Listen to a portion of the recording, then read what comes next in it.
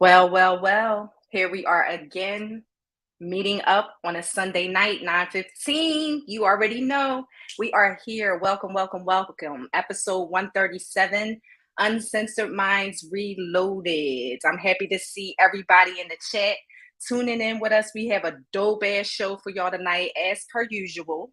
We're going to be talking about a lot of great topics, all kind of shit, and we also have the erotic zone tonight. So you already know what it's going to be about. S Gang, what up? Shout out to all the members in the chat. Thank you guys for joining us this evening. I know that we've had some warm weather and some storms going on across the area and stuff, but we are happy, so happy that you guys are joining us this evening. Make sure to like and share the rhythm. Make sure to like and share the video to send the algorithms up, up, up. We appreciate everybody that is always supporting us and tuning in. We got a dope show for y'all tonight. Nell, is you anywhere around, sir? Anywhere? They call me Big Fish out here, you know what I mean? What's good, everybody? Welcome to episode 137. We're going to jump right into this joint because this is one of them episodes where it won't go deep sea diving, you know what I mean? We might not come up. So let's get right into it. Hopefully everybody has had a beautiful week. I know I have been a busy, beautiful week. Back in the swing of things, y'all know I was on vacation all last week. So it's more or less just getting back into the swing of things, and that's what this episode is about: getting caught up, catching all the vibes that we missed throughout the course of the week. Ish, how was your week, Ish? It was good. It was kind of crazy this week. It was a little unsettling with the weather. Like work was crazy. Everybody was on my nerves, but all in still, I survived it.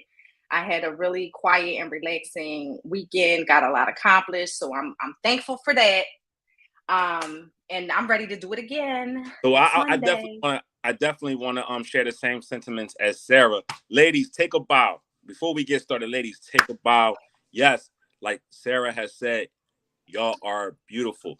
In the words of Sarah, ladies, take a bow, please. We are all beautiful. I love the energy. I love the direction this says, and we're gonna continue with these vibes tonight. Yes, ladies, you are amazing and beautiful. Take a bow and take a, you know what I mean, a victory lap for y'all, because y'all are the true definition of amazing. Um, this week has been crazy. We've seen so much on the news, starting with the submarine, the weather in some places. We're gonna get into that. The 14-year-old boy and his mother. We're gonna get into that. Um, and all the craziness in and around, us, but also entertainment. Tonight is the BET Awards. The celebrities and stars is out there, celebrity and starring, doing they 1-2 thing. So we're gonna definitely touch into that. Top memberships are always available, as we always like to say. As you can tell, Ish is wearing merchandise of Uncensored Minds. She's always in her Uncensored Minds gear, always rocking and rolling and repping. So let's get right into it.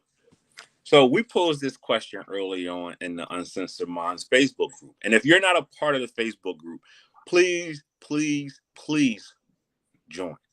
You know what I mean? Go on Facebook, type Uncensored Minds, and hit that join button, because we post some questions in there. We posting, content. We posting a number of different things to keep you entertained throughout the week. And this is one of the entertaining questions that we led with. And it's actually an icebreaker question. What age is the start of a cougar? I've seen so many ladies divulging in this topic. So I want to get the consensus of everybody out there. What is the start age of a cougar? So if y'all can remember on Thursday night, I said it can start at any age, right? It's like as long as the guy is 10 years or younger than you, right? But then I had to kind of look around and kind of understand really. And I've changed that. I changed the any age part now. And I'll say cougars are women 40 and up. 40 and up. 40 and up. Okay. And I know, Nell, you might differ a little bit in that. Okay. But I say 40s and up with a 10-year difference. Okay. I would love to hear the people's opinions in the comments. I know Angelia. I don't know why I call her Angelia, but Angela is saying that she says 40s as well. So, Ish, you're sharing the sentiments of a cougar starts at the age of 40. So, my thoughts were always, I didn't have a thought actually when it came to that, because women labeled themselves that. Now, nothing wrong with it. Women labeled themselves as cougars and things like that. But my consensus of being a connoisseur, right, is anyone 10 or more years older than you. Not just in their 40s, because you can have a woman in her 40s dating somebody 35 and she's not considered a cougar to me. Right. You can have a lady in her 50s and dating somebody in her close 48 years old and she's not a cougar. Right. Or even a woman that's 70 and dating somebody that's 50. I don't consider her a cougar. Some may not. But I always thought a cougar was a woman that is older than the man she is dealing with and or who she likes. Am I right or wrong? Ladies? Yeah. I can see that. I can see that for sure. Okay. Yeah. I mean, and two, it really all depends on what you're honestly feeling. I mean, because we can fall into the norms, right? We can fall into the categorization of what others think it should be. It's honestly all what you are feeling. If you're feeling like, you're and he's only 5 years younger and you're chasing a younger man and you want to consider yourself a cougar, or you want to fall in that category and you feel comfortable with that, then hey, so be it. You know what I mean? But, there are cougar chasers as well. Hint, hint. Who would that be? Who would that be? As a connoisseur of women, of older, mature women, or and I won't even say connoisseur, because that sounds like I'm collecting, but more or less someone who has enjoyed that world. I would say a woman as much as at least 10 to 15 years older than myself would be considered a cougar. I even take it as far as 20. I don't think 10 is like the cusp of just dealing with somebody. But anywhere 15 years and older, I think, that's what I would think would be a cougar, not a woman in her 40s. Because you could be however old you is and dating somebody close to your age. I don't think that's a cougar. That's just you in your ballpark. But and if it's 15 or more years older than you or younger than you, is my thoughts as a cougar. Now we got so many different terms now. We got cougars, we got pumas, we got. What's the equivalent to the male cougar? Huh? What's the equivalent to the male cougar? What's that? What? What is his name? Man. It's a manther. A manther. Oh, is it? I'm learning something new. So, all right. So a cougar is a woman, and the male counterpart is a manther. Manther. Like a panther, but a man. Manther. Manther. All right. So we got cougar. Because I've seen this before. I've seen somebody posted a chart that said cougar, then you jump to what's after cougar?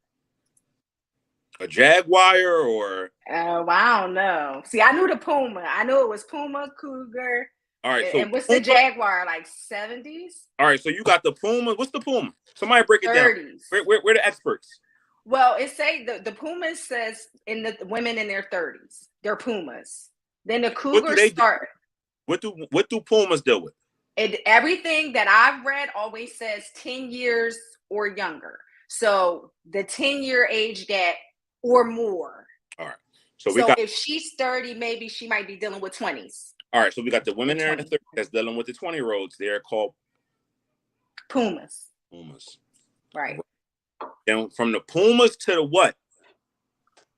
To the cougars, 40s and 50s. Pumas and cougars.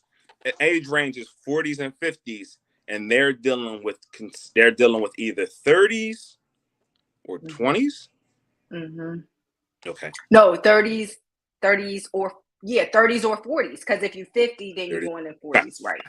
30s and 40s. What's after cougar? Yeah, I guess it's the Jaguars. Jaguar. And I guess that's 60s and 70s. And the same thing, dealing with 50s and 60s. Okay. I'm learning that. I'm learning, ladies, women, gals, everybody. I'm just learning it. You know what I mean? We got to be politically correct when we saying anything that has to do with the female species. And let me also say, if I've offended anybody or we offended anybody here, I know T had read the letter about, you know what I mean, freedom of speech and just expression. But if we offended anybody with saying anything on the lines of calling you ladies or females or women or whatever, and you don't like that, I apologize. But let's go on. All right. So we got Lady B. Lady B seems to always throw us curveballs right here, right? Lady B says she is a MILF. MILF right here. Now, I know what a MILF is. A mother I would like to. Mm-hmm. We say that for erotics on tonight? Hey, listen, we can always start early. Y'all crazy. So we got the Pumas, Cougars, Jaguars, and the MILFs. Got it. In the MILFs. All right, so Sarah asks a pertinent question. I am going on 65. Which one am I? Sarah, what's the age range of your situation, your piece, your man, your boo, your lover? I don't know. Your tender, whatever it may be. What's the age? Because then we have somebody clear it up for you, so you can understand exactly what it is that you might be. Mm-hmm. Thank you. I say, don't categorize us. We just living and loving at whatever age, okay? And if he just so happens to be younger, then so be it. Absolutely. Coming from a man that that enjoys life and love and women to be expressive and free. Do what makes you happy. Don't worry about what nobody say, the labels, the negative connotations that come with it. If you happy with what you're doing, man, go out there and live your best life. And that's all that matters. So if you're a puma, a cougar, a jaguar, a dinosaur, if you even a submarine, be your best you. Not the submarine. Be the best you. And that's all we're going to say. But this comment can go under. So not under 40 and not over 60. So Sarah said she don't want nobody under the age of 40 and nobody over the age of 60. So she playing between 40, it looks like, and 60. I would say she's a cougar. Mm-hmm. But, I mean, yeah. But she says she's 65. So was she a puma? No, pumas are 30s. So she would be a jaguar. She's a jaguar. She's a jaguar. Jaguar. We got jaguar right here. So Sarah, you're a jaguar. Congratulations. Mm-hmm. Helen says, call it what you want. I like who I like, no matter what the age. Shout out to Helen for definitely that. You know what I mean? Shout out to Helen. Absolutely. we got the in the comments. Once again, if you're offended, I can't put that up, but here it goes. I love how it's turned sideways. I love how it's turned sideways. Absolutely. Let's get into it. Let's jump out of that. That was the icebreaker question of the day. Supposed to get the ice broken, make you laugh, you know what I mean, and be able to be ready for this whole episode of Uncensored Minds, episode 136. So we're going to jump right into the entertainment quick spin. You know what I mean? We've been having the entertainment world has been entertaining us this week. Yes. And it started on Father's Day, which Father's Day should have been a joyous, monumental occasion for all the fathers. It shouldn't have been no smoke. It shouldn't have been nothing, but it was smoke all around us when it came to the fathers. And one father in particular is Russell Simmons. Russell Simmons versus Kimura, Aoki, and Ming. If you have been under a rock, you don't know what I was talking about. Nobody wins when the family feuds, right? And the family has been feuding this past week. The daughters of Russell Simmons and also his ex-wife Kimura, airing dirty laundry, sharing stories, and it was giving entitlement to me as I was hearing the stories coming from that camp. Russell is not to be, absolved of anything, because we're not taking sides, but just all the information that was presented to us, it looked like there was a sense of entitlement and a little, I want to be a brat. What you think, Ish? Yeah, like I actually can see it from both sides of the fence. However, I will say that it's important to understand sometimes that, when things are exposed online, you get an opportunity to just open up the floodgates for opinions and perceptions and things like that and negative connotations. And I feel like when Aoki posted the video of Russell, the connotation was automatically a negative one. You know what I mean? Video? Yes, video. We got that? Here's the video, ladies and gentlemen. To see my kids, we didn't just go through a divorce. We went through this divorce, I don't know, 20 years ago. 20 some odd years ago. So this is not a situation, again, you can get receipts, you can go see where they say like, oh, kids been brainwashed, but we've been fine up until these past several years. So, what happened? All of a sudden now the kids are brainwashed. All of a sudden now these young women who are grown women are babies. They have their own relationship with you. You have your own not existent relationship with them. I'm just asking that you please leave us alone. I've tried to go to lawyers and get help. I've tried to show all the crazy texts I've had to block. Like, you do crazy shit, like send flowers to yourself and take a picture and post it on the gram and tell everybody I sent you flowers. Again, I have receipts of all on purpose. He was like, oh, enjoy camp. I put like, you're good to go. I put money in your car. Then he cut it off when I landed. So I'd be stranded. My mom helped me. It was fine. Worst things have happened. I'm just saying, he'll like look me in the eye and be like, well, maybe when you bitches decide to, like, threatening me. So I felt that was important to include, because if we do continue to get into it, and some of the things that I post are going to look crazy, and I agree, they're crazy, and it would honestly make me feel better if something was severely wrong, because this is just not the father that I know, or the father that I've had.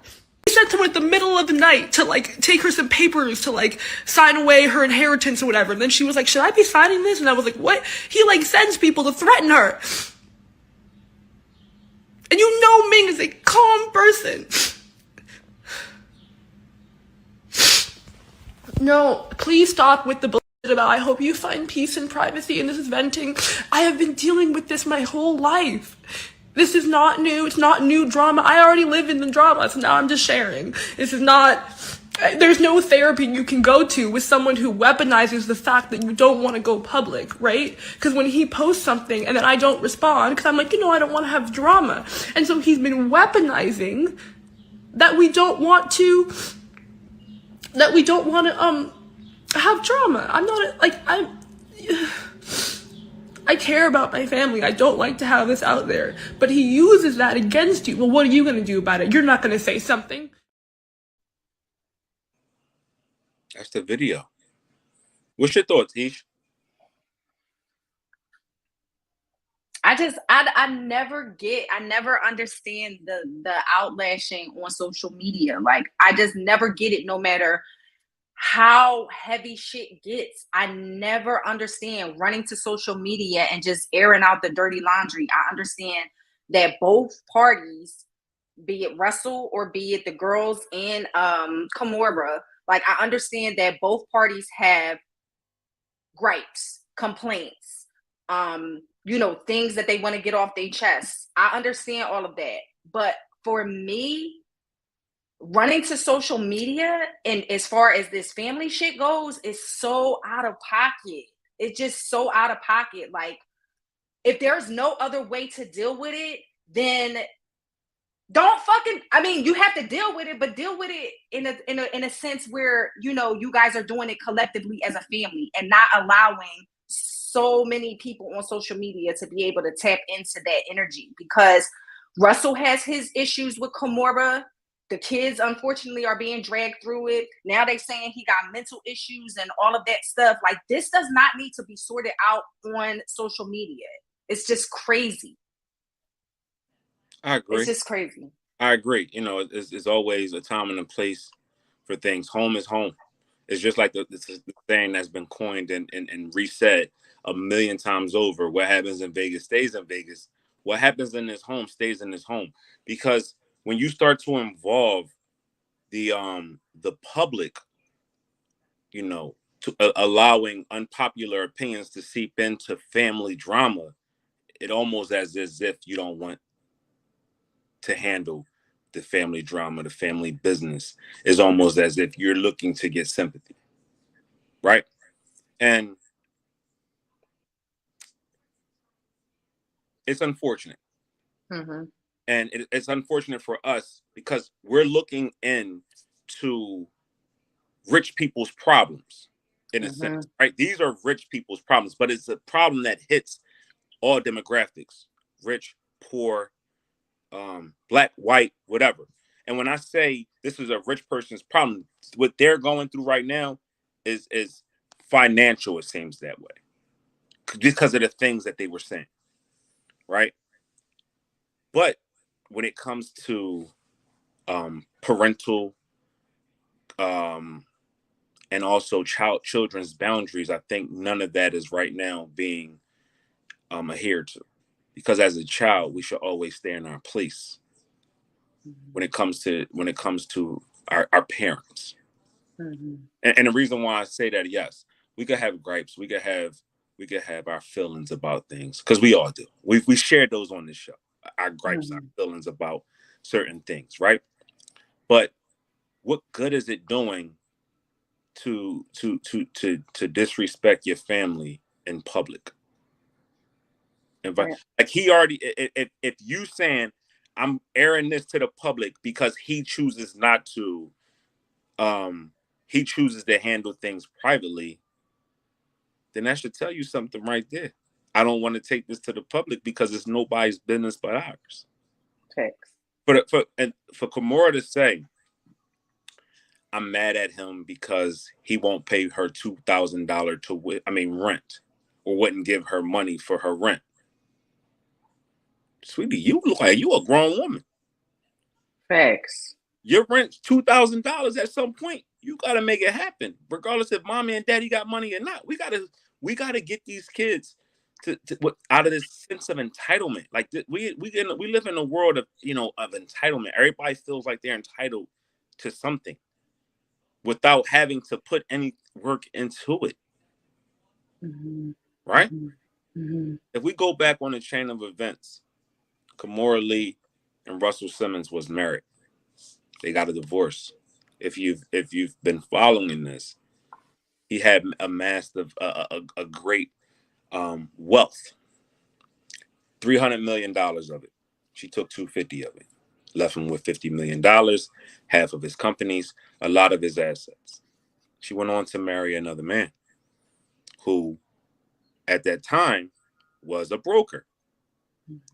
Russell, them still being a family, put his money into her husband's hands, who her husband is now in jail for Ponzi scheme, and all of that kind of stuff that goes on with bad investments and whatever. So now Russell is saying she took everything. As you can read his lips from Pope messages that the daughter has posted that she muted, he said she took everything. I'm broke. What is he supposed to do? He gave you a lifestyle that you're so used to living and so comfortable being in. At some point, you now got to find your own way. At that point, yeah, and not lean on the fact that there is tension between him and Kimora. You know what I mean? I feel like they're using that to say, oh, well, he doesn't want to take care of us. And, he's verbally abusive or whatever the case may be. I am positive, almost positive that Russell spoke and talked the same way all of his life. We've watched documentaries. We've watched him in the public eye. He is a hip hop mogul. We have seen him speak and talk. He uses profanity. He is very animated when he speaks. And I'm not taking anything away from the girls and how they feel on the receiving end.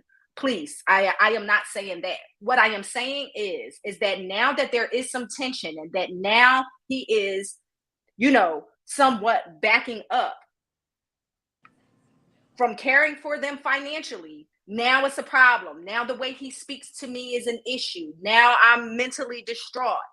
And I just think it's a sad situation because it's feeling like it's grasping at things and trying to pull on heartstrings to get people to just like jump on their team, go against Russell, and it's just out of pocket. So she says something that struck a chord within me, right? I think it's mental. I think something's off with his mental. So if you think his mental health is not stable, or you think he's in the stages of dementia, then that means get him some help. Right. Why do this? Instead of trying to hurt him. Thanks.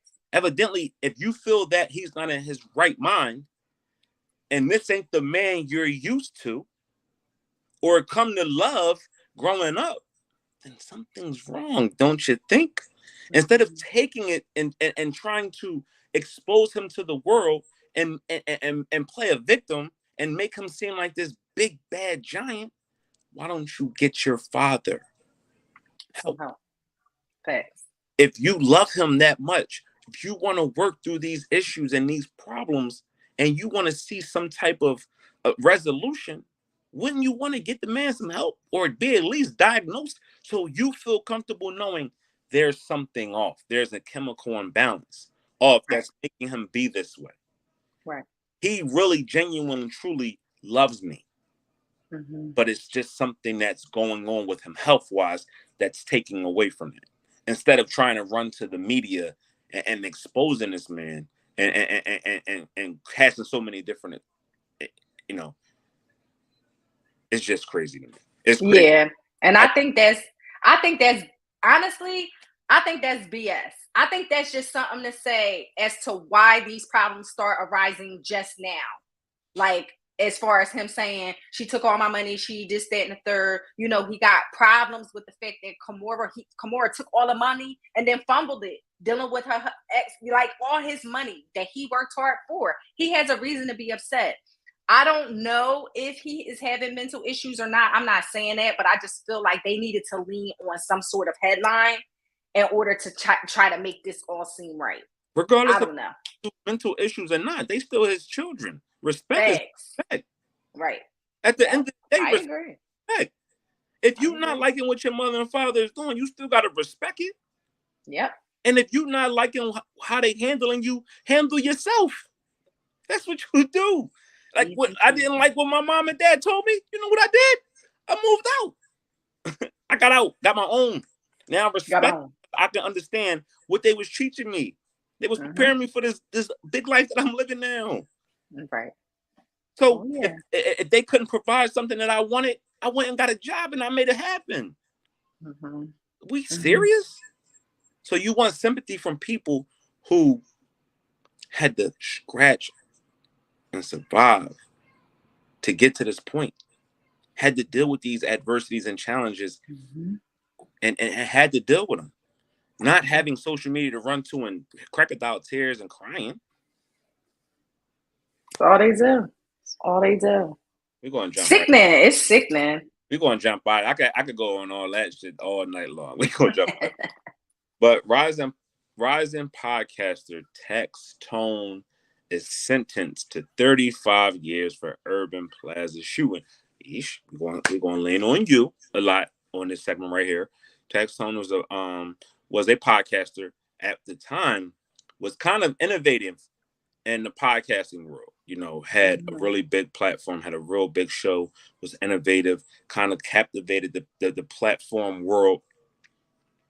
In an incident that he had with fellow rapper Troy Ave after some beef in the Urban Plaza in New York City, turned out to leave one man dead. Troy Ave was shot and Taxstone in jail. What's up with that, Aisha? Yeah, so I mean, as Nell said, it was just this underlying, ongoing feud between Taxstone and Troy Ave for many, many years. Taxstone went to this show, this TI show at the Urban Plaza.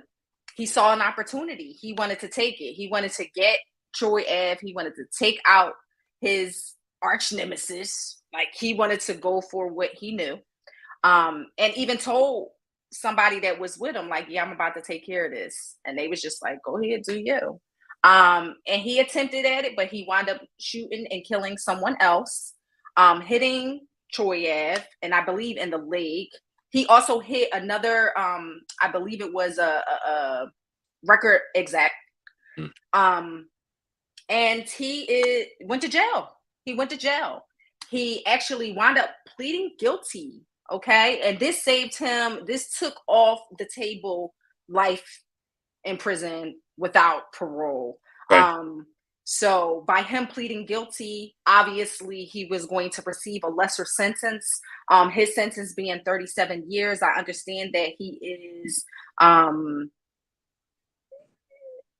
he received a sentence already, right? Yeah, 35 years. Yeah, he's 35 years. I'm sorry. Yep, he's 37 years old. That's where the 37. He's 37 years old. So he receives a sentence of 35 years. He gets a 5-year tail. That means when he comes out, he's going to have 5 years to walk off on parole under supervision.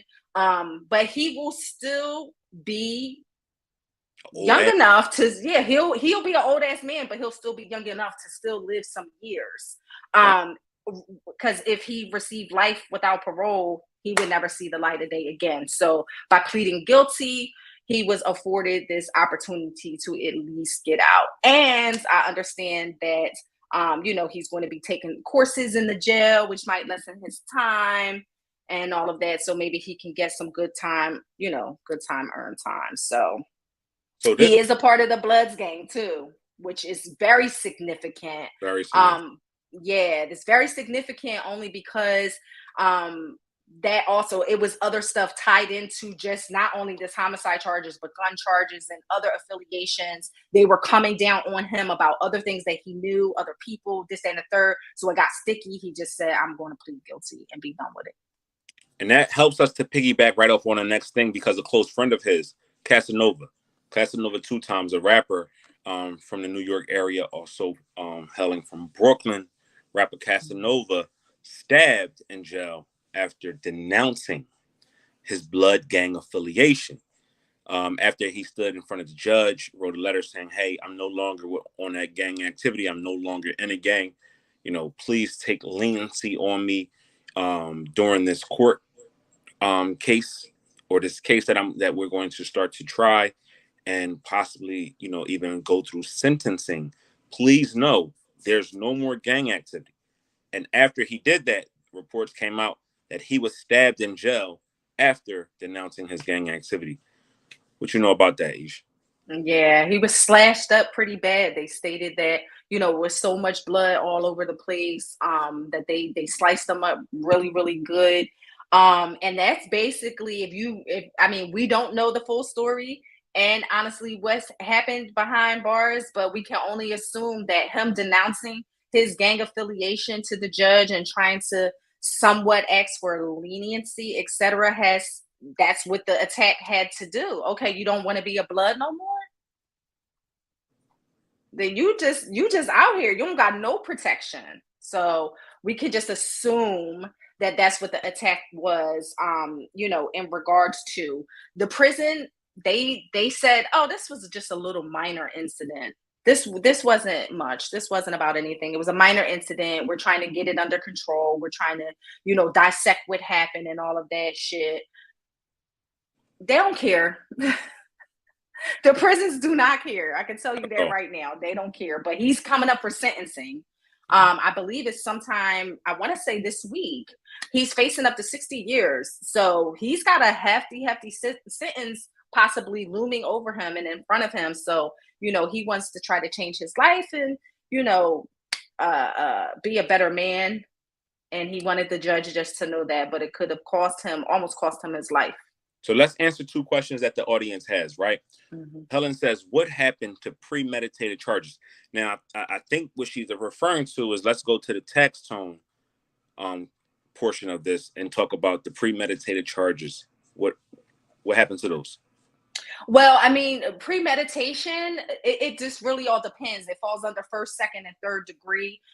So it really all depends on the actual facts of the case. What does the affidavit of probable cause say? If premeditation is not clearly defined, they will never get addressed. Okay. So this could be a possible instance where that just it was not a clear case of premeditation, even though facts might have come out on the street that said, hey, you know what, I'm getting ready to run up on such and such and such and such. For them to charge him, to get the warrant from the judge, what they outline in the affidavit of probable cause, that's typically what they need to stick to as far as the charging goes. They can't alter the charges that much. They can drop some, they can add something maybe that they found out. Let's just say if it was a butcher knife that was also used, they can add another possession of instrument used in a crime. But typically the scale of charges, that premeditation is kind of iffy to really solidly lock in on. So that could be what happened in this case. And the last one that we're going to focus on is Diana's comment is, can he get out on good behavior? Yeah, they have a lot of programs and stuff in the prison. Obviously, federal is different from state. So each state has their own guidelines in regards to what is earned time, good time. Federal is, they have their own statutes in regards to what is earned time, good time. But yes, you can definitely not necessarily just get right out, but they knock off 3 months to every year if you are doing, say, classes, anger management, society. They have society classes and courses that you can do where you're helping dogs, and you're doing things in the community, even from prison. So they have a lot of different programs and stuff that can be done to knock off some time. So yeah, he'll probably wind up doing that. Absolutely. Wow. Prayers are with the victims of both of these cases. And this just goes to show, or what, that street shit, it ain't for everybody. You know what I mean? Just when we always heard our parents tell us, being in the streets is only going to lead to one thing, either dead or in jail. And in these two situations right here, that street shit, that street life only led to someone dead, and now these guys are in jail. Yep. Be careful out here, people. To see and live another day is precious and priceless. Yeah. Never discount that. Thanks. As we said before, Uncensored Minds merch, it's available at the drop of a dime. All you got to do is hit us up in the comments. Hit us up on our personal pages. Hit us up in our emails. Hit us up in our texts if you got it. Hit us up, hit us up, hit us up. And we'll definitely make sure we get that Uncensored Minds merch to you immediately. Also, don't forget to like and share the video. You got to. And then also,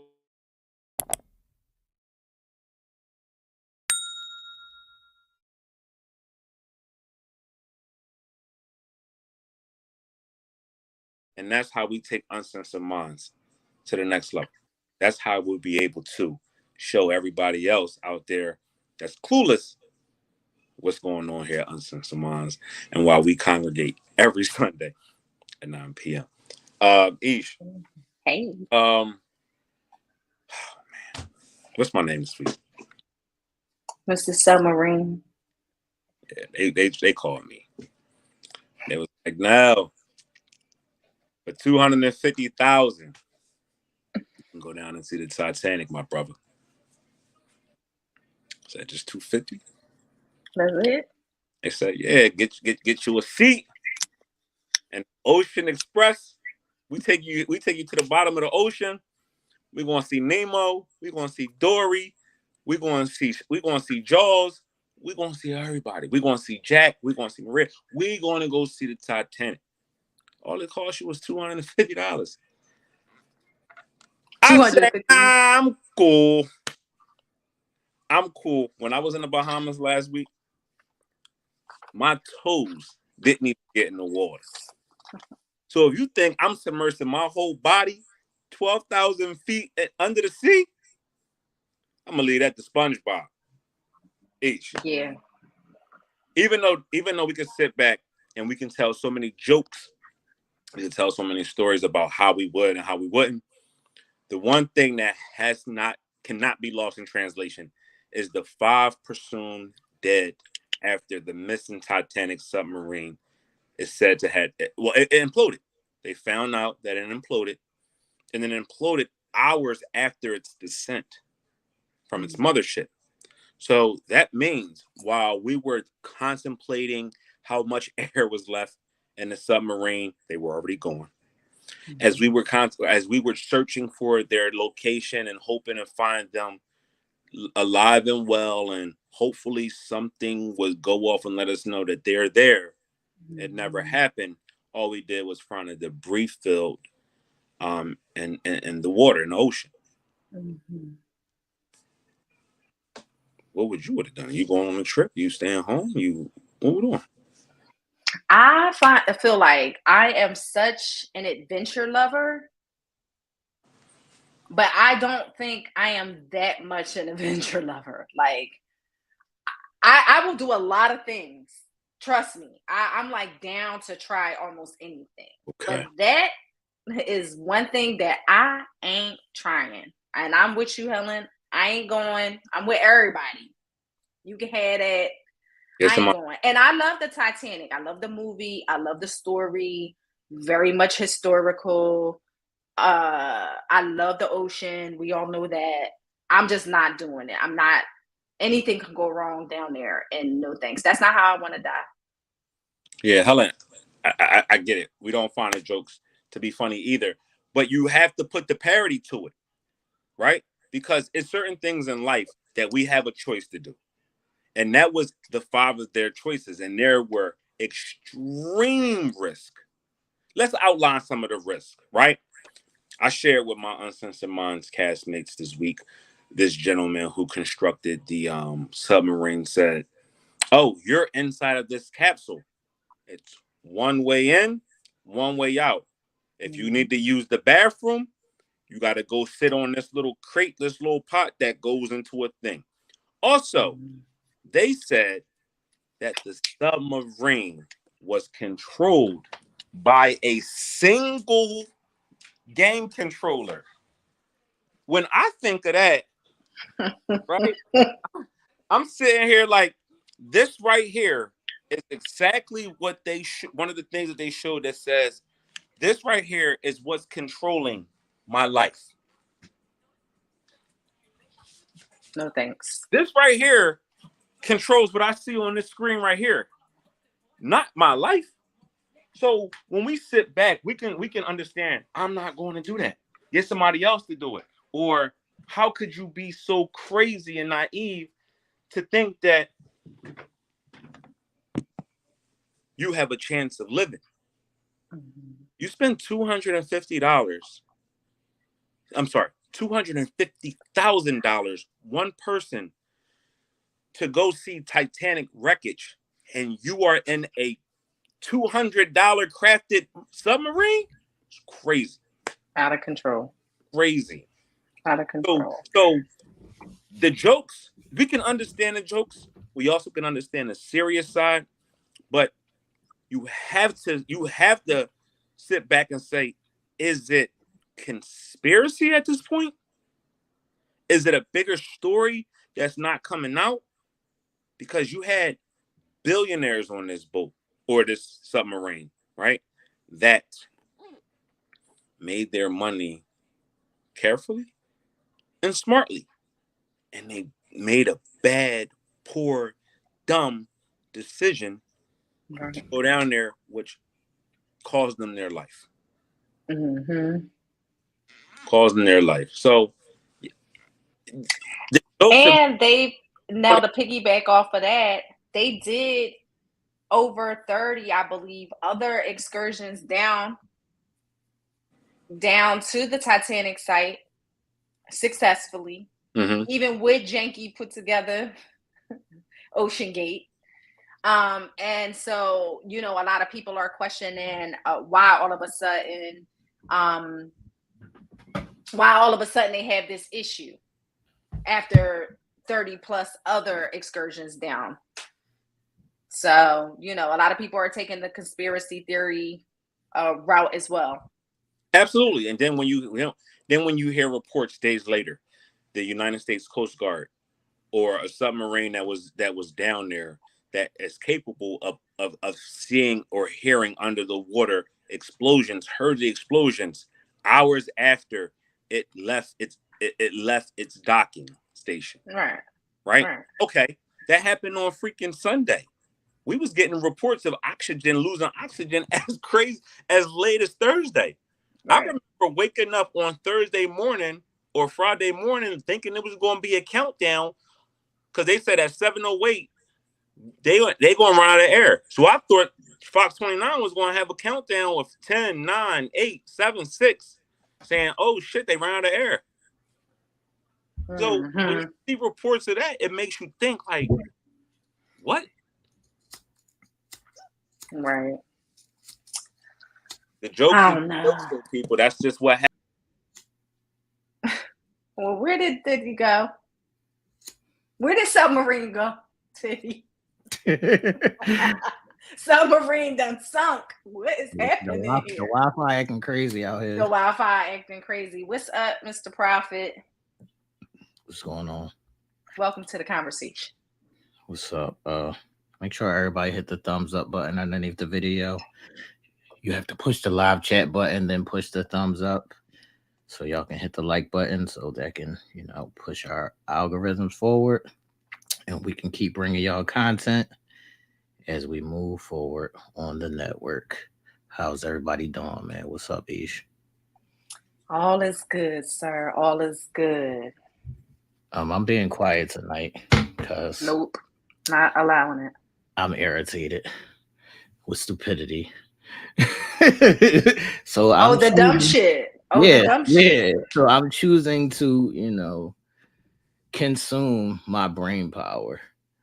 I did hear you say earlier, you know, when Taxstone got his 35 years that he would get out and, you know, be our no the fuck he not. If you go to jail at 30 something and you gotta do 30 years, you not gonna come out and be chilling. No. No, but over. I mean he'll be breathing. It's over. Breathing. It's and over. He'll see life. That's a life sentence without it being a life sentence without parole. Right. That's what it is. It's over. That's true. But working in the legal field and like people would rather be able to set foot on ground and suck in air versus than dying behind bars. So that's how we look at it. Like, okay, well, at least you can come home. Your life might be over. You might not have nothing left after all of those years, but at least you'll be able to get out and not die in prison. And like for some people, that's enough. I just want to say to the people. Not that you would. Bye. I have to give out some information. I'm done for the night. Taxstone was a rising podcast star. He was set to be a millionaire. Why is he not making blow? I think he's underwater. What the fuck is happening? I think that is his little, you know, what's this is called, the little microphones. Right. Yeah, I think that's him like trying to search for the Ocean Gate. Yeah, he's the U.S. Coast Guard right now. Like I said, I'm shutting up. I'm eating my food. Y'all talk. I'm here to be enlightened tonight. Y'all talk. I'm eating my food. I can't. No, but go ahead. Please finish on Taxstone, please. You said he was a rising. He was a right. I listen. The U.S. Coast Guard. That was him. No, listen. Get your ass back on the screen. I know you in your little. I can't. I know you in your paper cup submarine, but bring your ass back on the screen because I'm not talking tonight. I can't. Not tonight. No, what is happening? Y'all have fun. I'm here to listen into No, What it's happened? not. y'all have fun, man. Why ain't nobody? Submarine, what was happening? Like, Ain't we nobody- heard you trying to reach the ocean gate. It's, you know. Why ain't nobody try to rescue me out of this motherfucker? Okay. I just wanted to see Titanic and Jack. I can't. See, T was talking.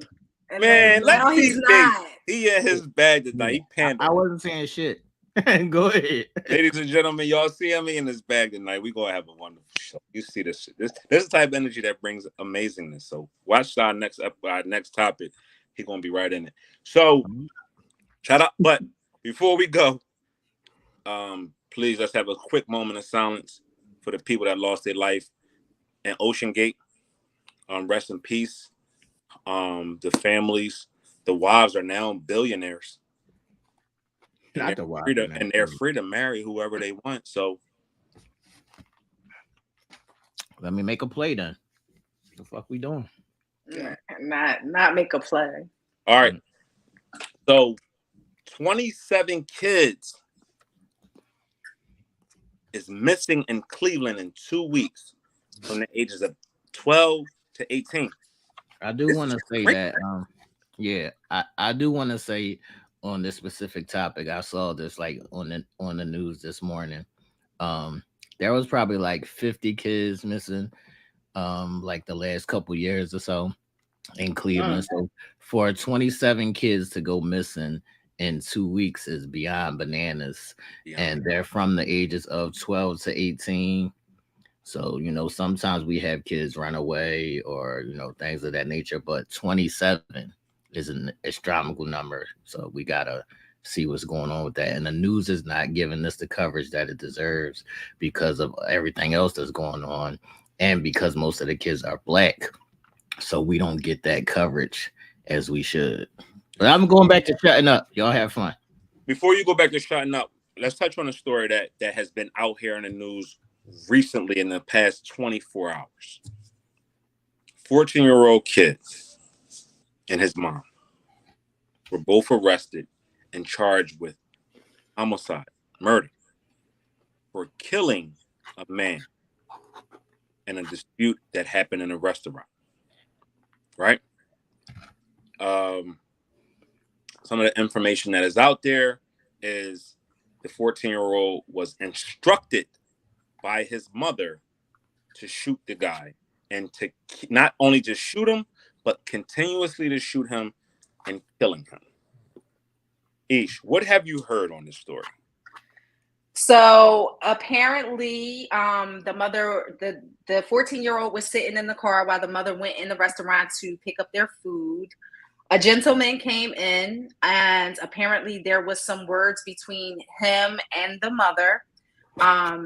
And I believe at some point it got physical between the man and the mom. The mom went out, told the 14-year-old son, come in, do what you need to do. He came in the door frame with a gun, began to shoot. The guy actually started to run, I believe. And as he was running, the mother instructed him to shoot some more. Now, there was a witness in the store that apparently was egging on the situation, laughing, and maybe even doing the recording. I'm not sure who was recording the video because there is video circulating. She instructed him to shoot the witness as well. And then they proceeded to walk and get in the car ever so calmly, as if nothing was wrong. They didn't run. They didn't dart. They didn't jet. Saging. They didn't dart. They didn't jet. None of that. They calmly walked to the car, got in, and pulled off. Okay. That's crazy. So let's take the people back step by step on what happened, right? So in Chicago, this happened this past Wednesday. According to court documents, Hood entered the Maxwell Street Express to get food while her son waited in the car. Shortly after, a 32-year-old man entered the restaurant and an argument ensued between him and Hood.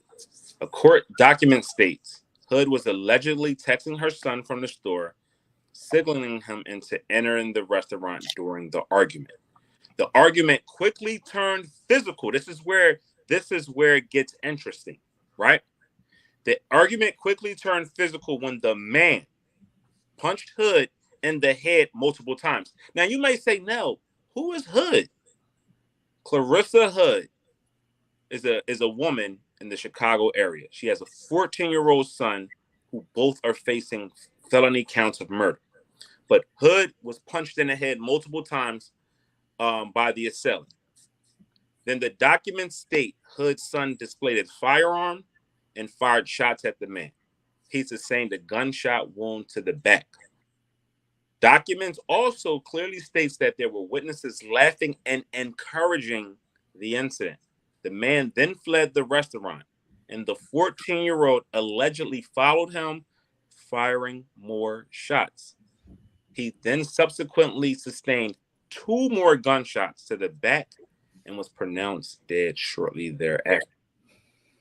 Hood then got the attention of the witnesses, where she instructed her son to shoot at them as well.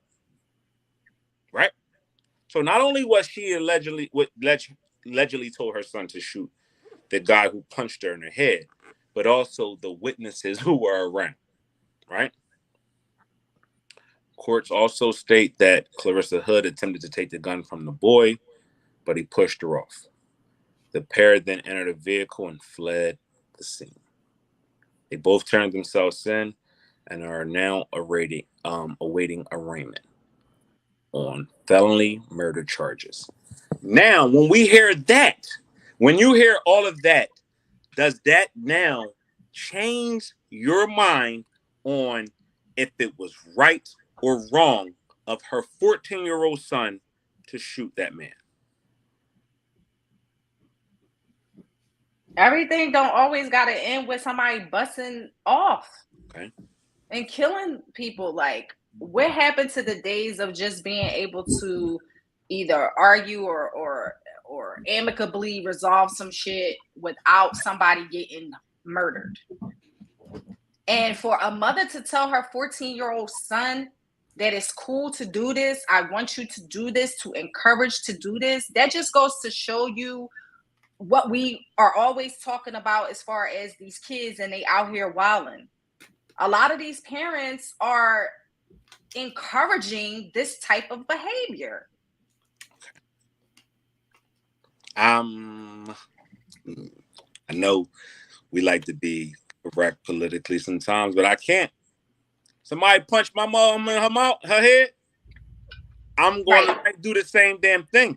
No, you gonna go and you gonna fuck somebody up. You gonna whip their ass. You gonna dog walk the shit out of them. You're not gonna go grab a gun and pop them. I mean, I don't see that in you. I could be wrong, but I don't see that. If he's 14 versus a guy that's probably in his 30s or 40s, the guy's probably bigger than him. All our bets is off when you put your hands on my mother. Now, I'm not saying what was right, what was done was right, but I can understand it. I can understand it. In the heat of the moment and in that passion, you do something that you totally don't think about. Yeah, it's easy for us to sit here and say, I'd have dogged the shit out of him. I'd have whooped his ass with my hands. I don't know. Until you're placed in that situation, it's something you can't, like the man hit her. Okay. Then she was licensed to carry. Then she should have just pulled out her gun and bust. Why would you put your 14-year-old son in that predicament? We're not talking about a 28-year-old. We're not talking about, we're talking about a child. We're talking about 14 years old. Then if you was licensed to carry and this happened between you and all of that, what you licensed to carry for? Then you whip out your gun. I agree. Now that's where you get me at. Because as a parent, it's my responsibility to protect my child, right? I put my now 14-year-old child into this situation when I almost didn't have to. That's why I caution people on the side of, if you're not tough, if you're not with the action, stay on the sidelines. Shut the fuck up. Live to see another day. Stop arguing with people. Somebody put their hands on you, the first thing you're probably going to do is call somebody, not handle it yourself. right? Then the moment somebody comes that you have to get them to handle, now has thrown their life away. Now you've put them in a situation and something that you didn't have to. So it's a lot of moving parts here. A lot of moving parts. This is not just for women. This is for men. This is for everybody. If you're not about it, please just don't do it. Don't do it. It's unfortunate that this 14-year-old boy now has to spend his life in jail, or a very, very long majority part of his life, 20 or so years in jail for doing this. Because he's going to get charged with a gun that he's not supposed to be carrying. Right? Right, Ish? Am I right on am I on track with that? Yeah. And it was her gun, even though if it was legally owned or not. He is still a minor, not to be in possession of a gun. Wow. So all the parents out there, right? All the parents, y'all both parents. How would y'all would have handled this? Would y'all would have just got socked and took it on the chin, or are you calling somebody? Listen, if I'm licensed to carry and I have my piece on me, then, and if I feel I am a certain, like, then I'm going to go to the car and I'm going to get my gun and I'm going to do what I feel like I need to do. I might make some calls in between, like, yo, it's an issue, I need you to get up here. But for the most part, if my underage son is sitting in the car, he's going to stay in the car. Don't you get out. Like, I'm not putting him in the middle of that. Now, I got a question. Will they try him as an adult? Most likely, yes. So no juvenile time for him? Most likely not, no. Now, they could decertify. It's called decertification. They could actually decertify the adult charges that they could attempt to bring forward and, you know, decertify him back to juvenile court. The likelihood of that, it just really all depends on their laws there in the state. But 9 times out of 10, he's going to be charged as an adult, which means that the outcome of his sentence or whatever the case may be is going to be a lot greater than a juvenile sentence. Wow. That was that topic right there actually came from a member of ours who watches from the background. They said, please, can y'all touch on this 14-year-old mom and son murder case? I'm interested in seeing what you guys take on it is. Thank you for again watching us. Thank you for participating, and thank you for caring enough to bring forth some content that will make us all think going into the futures. Let's go to the comments before we jump into the meat and potatoes of Uncensored Minds tonight, and get people's take on this right here. Janine says she messed up his life. It will never be the same. Helen said them days is gone. Ain't no head-to-head, toe-to-toe action. Ain't nobody fighting. People taking guns and they blasting. Lady B said the first shot stopped him in his tracks. The shots afterwards murder. Do you believe that, Aisha? Would he would have got off if he would have just shot him the one time, and would have just been a simple self-defense? The one shot, get him up out of here and got in the car and go, or it doesn't matter? I mean, listen, I feel like, you know, that's going the extra mile is just going to strengthen the prosecution's case. But in all actuality, the one shot is going to have the same effect. You know what I mean? It's not going to matter. Wow.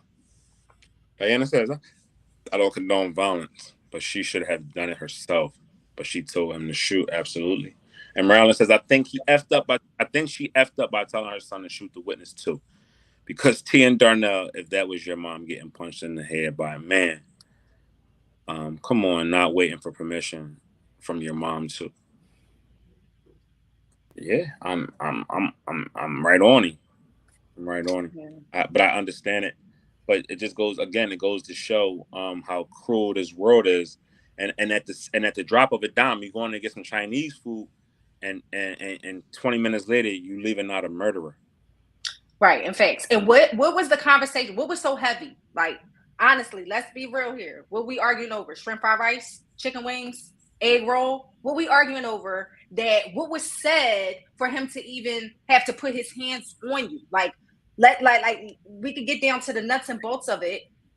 What was so heavy that it had to get to the point of a physical altercation where you would even have to do such a thing? Like some of these altercations and shit don't even be that deep at all. So it's just sad. It's just a sad situation, like when you really just like break it all down. Absolutely. Again, our condolences go out to the victims. Like we said at every show, our condolences go out to the victim. We need to grab a hold of these streets, ladies and gentlemen. We have to do our part as citizens of these cities, of these states, of these neighborhoods, and fight back the right way. Hold our political people accountable for cleaning up these crimes, cleaning up these streets, doing everything that we possibly can to unite, put a united front on. And I know that sounds easier said than done. I know that's been said time and time again. But something has to be done because we are losing our young people at a very, very rapid pace. As we were growing up, the three of us, we all lived in the same area, right? We never feared guns. We didn't have that fear. I didn't fear going outside and not coming in the house because somebody was going to shoot me, right? We didn't have that fear. We stayed out all night long, standing on the corners, sitting on the stoops, playing basketball, not worrying about if they're gonna come shoot the park up, or they're gonna shoot up the barbecue, or they're gonna shoot the block party up. But you gotta worry about that now. You stay out, you outside too long, and you somewhere too long, you run the risk of not coming home. Mm-hmm. So we got to do something. One last quote. Tess says, you have to be able to justify that your life was in danger to fire off, and still you are not supposed to shoot to kill. I don't want people out there thinking you can just shoot people because you get into it. That last sentence spoke volumes. Mm-hmm. You can't just shoot people just because y'all get into it. It's not. That's not how it goes. They didn't make guns just to shoot people because y'all had a disagreement or argument. They made guns for protection, hunting, right. Mm-hmm. Keeping yourself safe in those situations. Right. Woo! This is a sad situation. So this is crazy. This next section is crazy. I feel like I'm getting into the Ocean Gate submarine with this next topic. And it's going to cause an explosion. You call somebody else's name out while I'm on top of you. And we got World War III on our hands. What happens, ladies and gentlemen, right? Let's put the three up here like this. What happens if somebody says another man's name or female's name during sex? So let's break it down. What happens if you and your mate in the mix, Ish, and he call out, Tanya, why you riding? Oh shit, Tanya. T, what the fuck is you doing? If your shorty say, damn, Jerome, that's good, keep it right there. And Nell, what the fuck is you going to do if your big booty girlfriend calls out Johnny's name while you on top of her? The three of us is going to discuss this at length, and I want y'all to also think about this as well. What happens if somebody says another person's name, female or male, name during sex? Are you stopping, or is the relationship over? That's craziness. What we doing? What is? Lindsay. You out of there? Lindsay, try it if you wanna. You out? I changed the name. Try it if you wanna. Try it if you wanna. Yeah, I'm out. I'm good. I'm good. I'm good. Learn to control yourself during sex that you know who you fucking. So Plain and simple. So plain and simple. Somebody you in the mix with, he called out another girl name. You stopping or you gonna get yours off? And then you gonna get crazy. Or I'm you just stopping. Okay. And it is World War III. All right.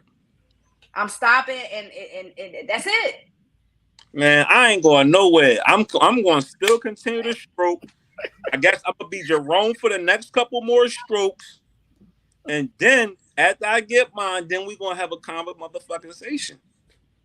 I can't. No, listen. I'm not going to stop. This shit good. No. So she call you Jose. You going to keep stroking? She going to say, "Oh, Jose, this the best dick ever." And you going to keep stroking. You say, this what you saying? Yeah, because I think she might be referring to me as Poppy. I don't know. I'm stupid.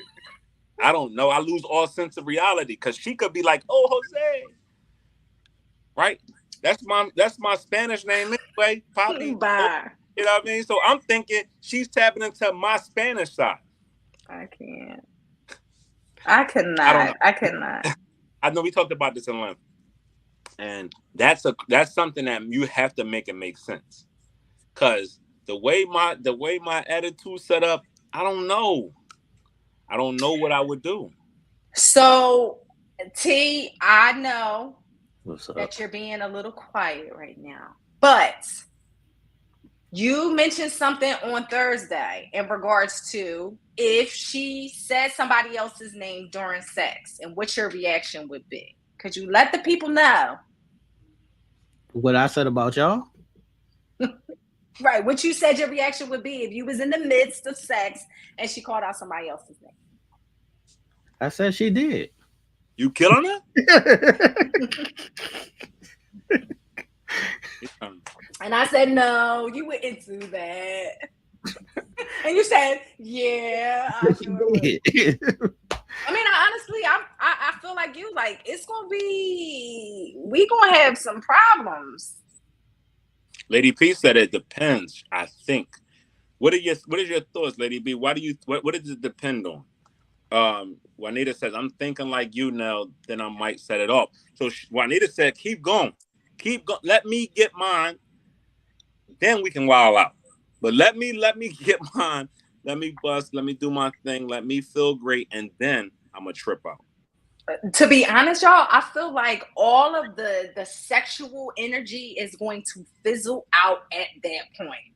Like, immediately see red. I don't even know how I would be able to continue. Like, I really don't. Like, I'm not coming.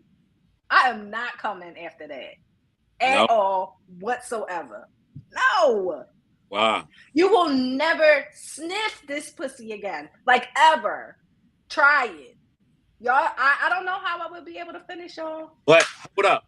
So what happens if you stop and he's like, no, man, we just role playing. I'm thinking of Stephanie while I'm inside of you, and that's the role I got you playing. Good try. You see that? Good try. I mean, maybe it might work for some. I can't speak for all, but I'm gonna speak for me. Okay. Nice try. Okay. Nice try. All right. So, I ain't buying it. So we got some we got some comments here, and the main reason you don't say names, Barbara said, main reason you don't say names is boo bae daddy or something, but no names by any means, no names. You never know.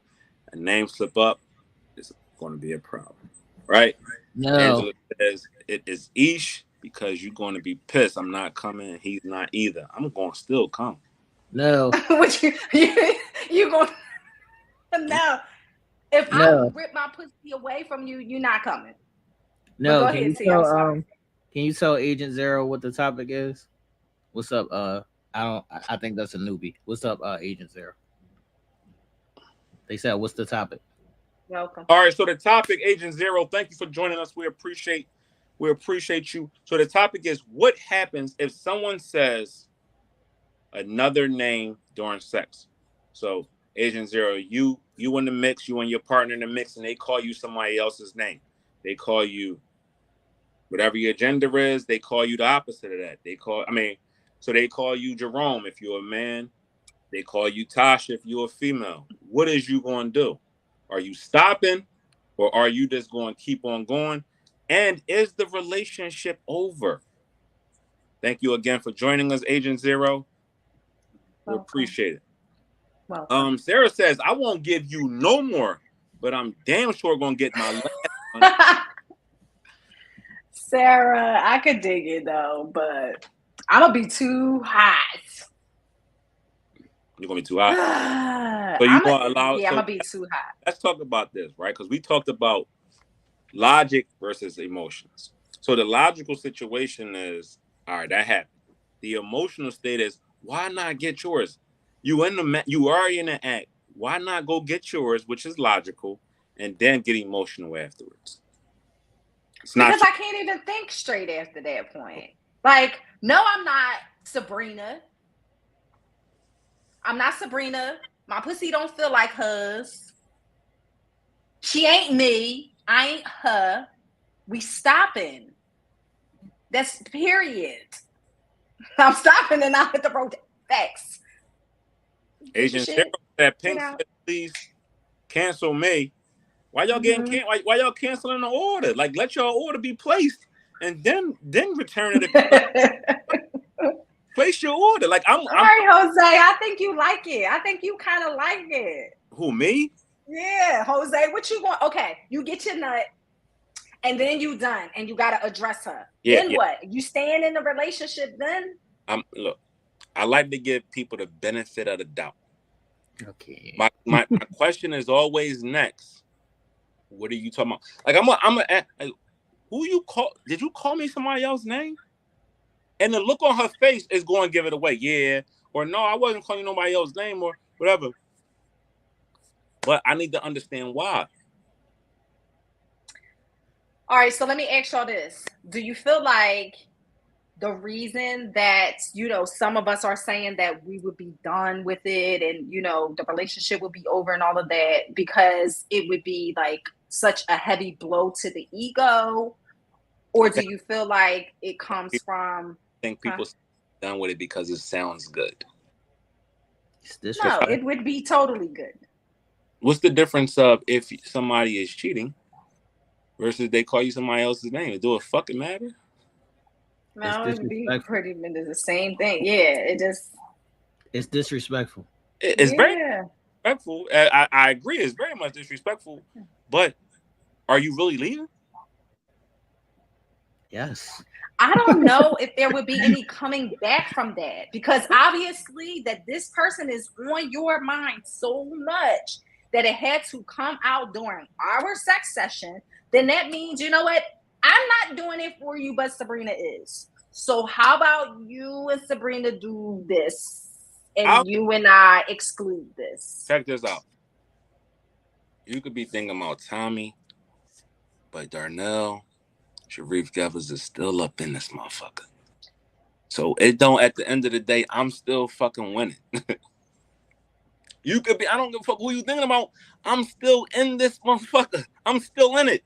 So you could be thinking about whoever you're thinking about. I'm still getting the goods. So I'm making you scream somebody else's name. He's not.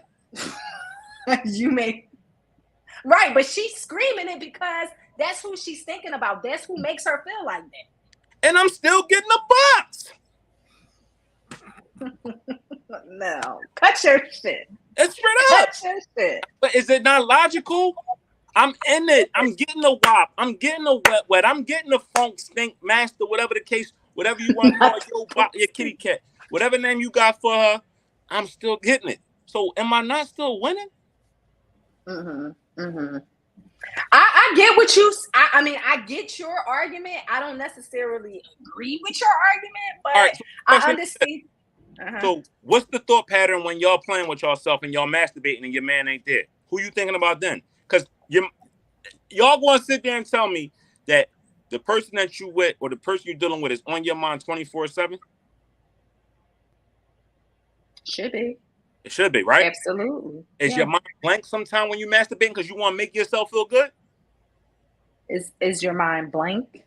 Is it blank of someone else doing this? Like, are you doing it? Sometimes we can be doing it just to get ourselves off to make ourselves feel better, right? Not necessarily, not all the time. Not every masturbation interaction is about something or someone, right? Right. So it's just a thought. But the act is, I'm in it. Daddy, me, no. Well, I mean, look, check this out. Like I told y'all before, I am not going to searching for shit that is going to distract my happiness. I'm not going to put myself in a position to where I gotta be unhappy. I'm not. If that's it. Now, if I'm called too many Jeromes, I'm called too many. If you call me Johnny, Bobby, Ricky, and Mike, now we got a problem because now you want to get gangbanged. Okay. All right. So let me ask you. So one time, okay, it might just be a slip up, might just be a heated thing. You know, she was feeling good and she just decided, you know, okay, that was it was like I said the wrong name. But if she doing it multiple times, then that's when it becomes problematic. Like Tess, what if they are used to having sex with that person and y'all just start having sex? They did it out of habit. Yeah, and I can see that. If it's my second or third time fucking you, then sure, absolutely. I'm not dug in with you. We not tied in. We don't got no major connection, and it's gonna be easier for me. But if we talking about in a relationship, you know, 2-3 years in or something, whether we monogamous or not, then I'm still having a problem with it. Like newbie partners, okay. I might let some shit slide, but my person, I'm not letting that slide. All right. I'm as I'm sitting here and I'm listening, I'm playing it out of my mind. The first time you do it, I'm gonna forgive it, but if it keeps happening, then I'm gonna hurt you. Right? You're gonna be on T-shirt, right? It's pillowcase over your face. Not the pillowcase. It is. Cause you don't want to be here no more. You want to be with Jerome. You don't want to be here with Nell. You want to be with Tyrone. Right, nigga. So there is no finishing. There is no more than one time, nigga. It's done deal. Just a done deal. It's gonna be a finish. I'm still gonna finish the coochie. I'm still gonna finish inside. You still Nell just want to bust his nut. I mean, no, but this is a beautiful place. This is a very beautiful place. That's why I'm here in it, because I enjoy being inside of you. So am I going to deprive myself of a nice good feeling because you going to call names? Afterwards, when you putting your clothes on or you laying there comfortable. No. You is a gangster to be able to bust a nut through that. Let me just say that. I mean, I could bust it. Let me shut up. I'm gonna shut up. Nah. Well, listen. All right. So Nell, which one of you was it you or T? Which one of y'all posed if it was a woman and he said a man's name? T said that because I ain't thinking. T said that. What'd you say? Because you ain't thinking no shit like that. Because you lost me. All right, so ladies on Thursday. Yeah, so ladies on Thursday night, you know how we have our little meetings and we had this whole discussion and T posed the questions. All right, well, Ish, what you doing? Or ladies, what are you doing? If your man screams out another name, but it's a man's name. So if he said, John, ladies, what are you doing? I'm gonna be sick. I think I said that. I don't even remember what I said because at that point I think I kind of like lost consciousness because I hollered so bad. Like, okay, I think I don't know. I'm going off 20 times worse than if he said a female's name. Okay. So think of the World War III that would be happening if he said a female's name and times that by 20. Yeah. Oh shit. Yeah. Like Ladies, yeah. break the fuck up. Tara said, "Oh, I don't even want. Go ahead.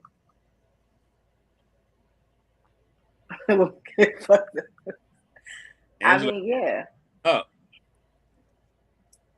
Well, get fucked up. That's no question. Bar fucking him up." Tara said, "Is it done? Is it done? Agent Zero said, "That's fair and rightfully so."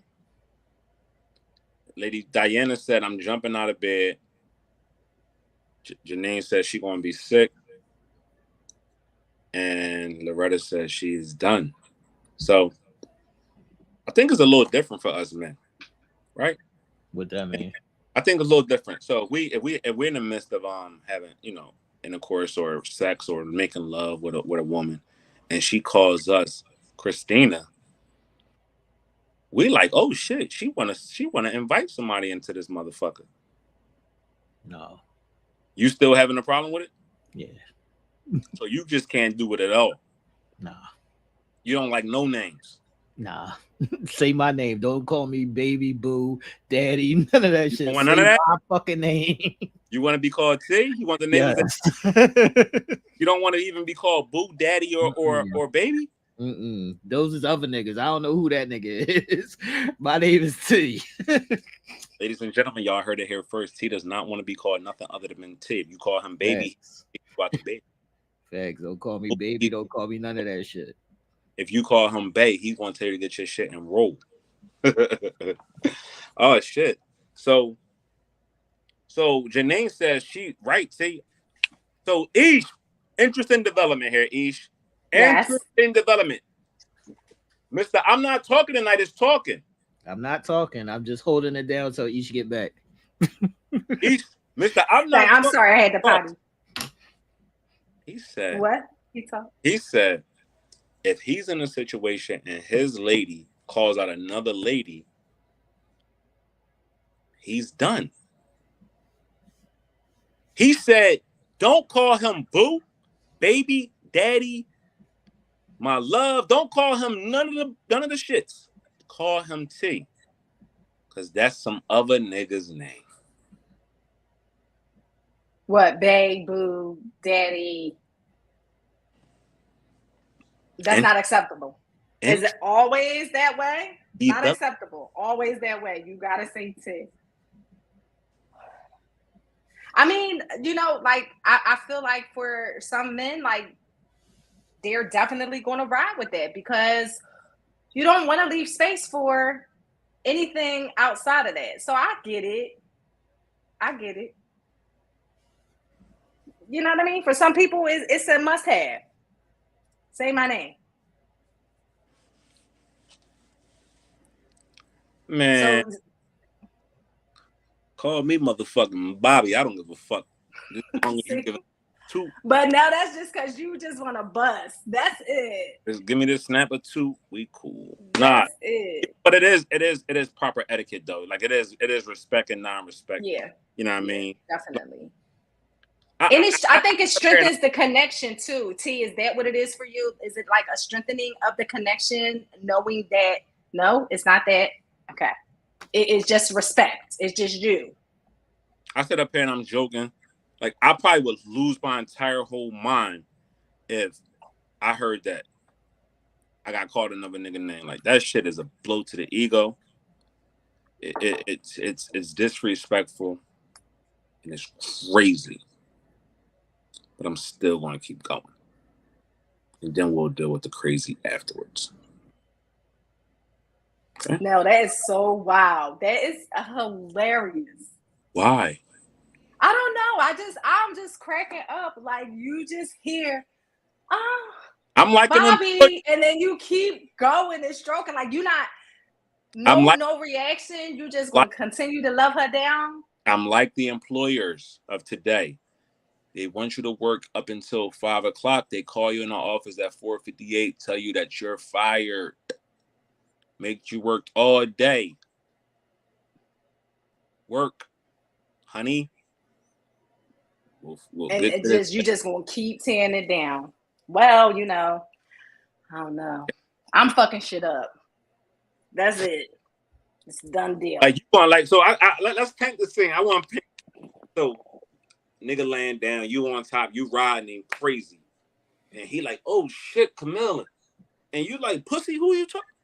You look down like that ain't my name. You but you gonna start hitting on him and pushing him off you? Like, what do you want? No, I listen. I might kick you in the nuts. That's number. Matter of fact, no. If I'm riding you, I'm bouncing down so hard on your fucking nuts that you're going to scream in excruciating pain. That's first and foremost. And then, depending on where we are, I'm either grabbing my shit and I'm rolling, or I'm telling you to get the fuck out. One or the other. Okay. And I'm gonna just say, listen, this is where you need to be, and I'm tossing your shit out. Like, you gotta go. So you know how during erotic zone we have these games. During exclusive content we have these games, and if you follow Raw Honey, you told us to be expressive and also loose and free. You've told us how to role play.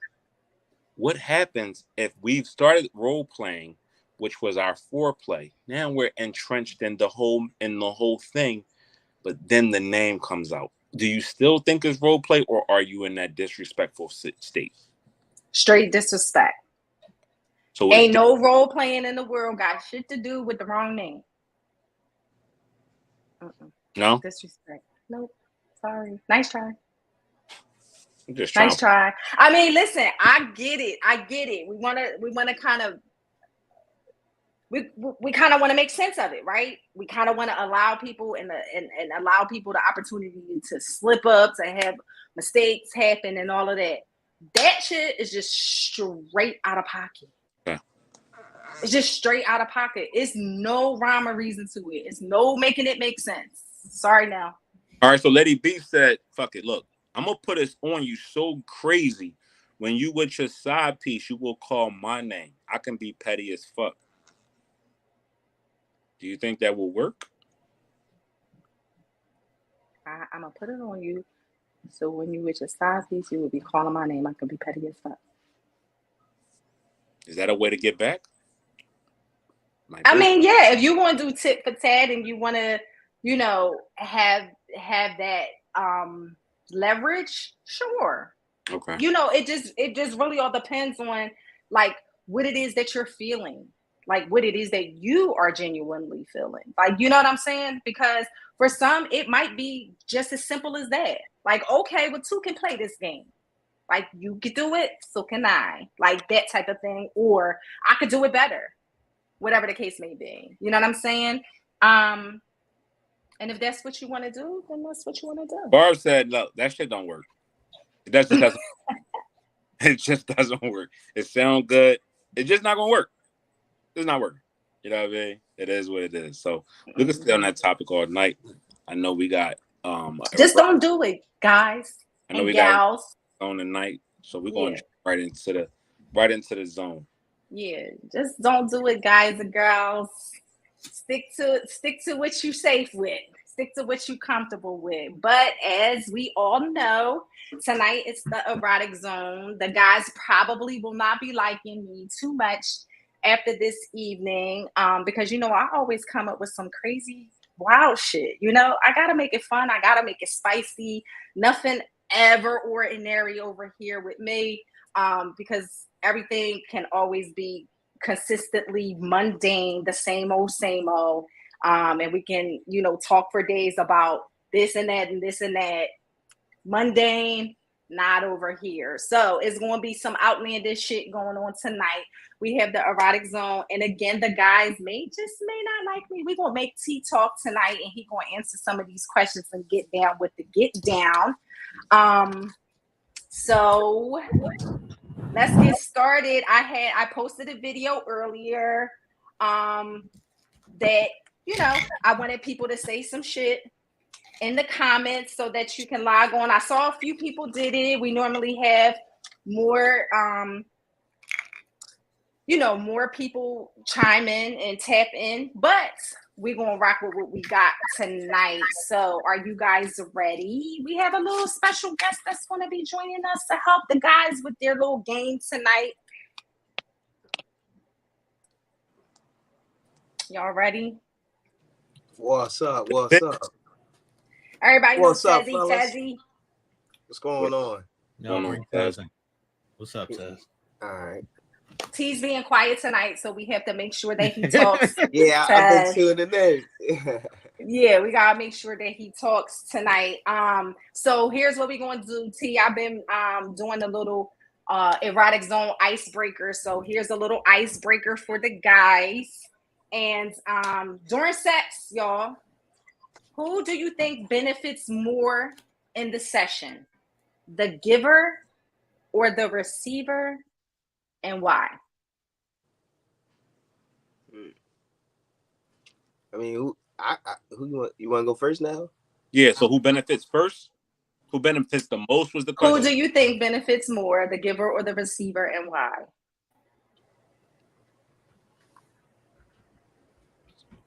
We putting ourselves in them shoes. Yeah, I would say honestly, that's kind of like the best way to really be able to break it down is if you put yourself in those shoes, because you are both receiving and giving. So who do you think benefits more? Society and people going to tell you that the giver is going to receive more because they're given, and then on the opposite flip side of that, they're going to receive 100-folds over because of whatever they're given is going to make that person go crazy or whatever the case may be. So I'm gonna stick with the giver. What was the question again, Aisha? Who benefits during sex the most? Do you think it's the giver or the receiver? And when I say benefits most, like I had to think about it myself too, because you figure it could be not only just the sex of it, but it could be emotional connection. It could just be a lot of different things. Can I say who's better? Yeah, I guess that would all be the same thing too. That's what was Tez's answer? I ain't hear. He didn't answer. I ain't saying. I mean, I think it all depends on the mood or whatever. You know what I mean? Who's going to benefit more? You know what I mean? Like, and what I mean by that is like, whoever's feeling it more, whoever's getting the most. You know what I mean? I guess you understand what I mean. Like whoever's getting the most out of it would get the most benefits from it. So. Like you mean who's like giving it more, like who's giving it more right? Okay.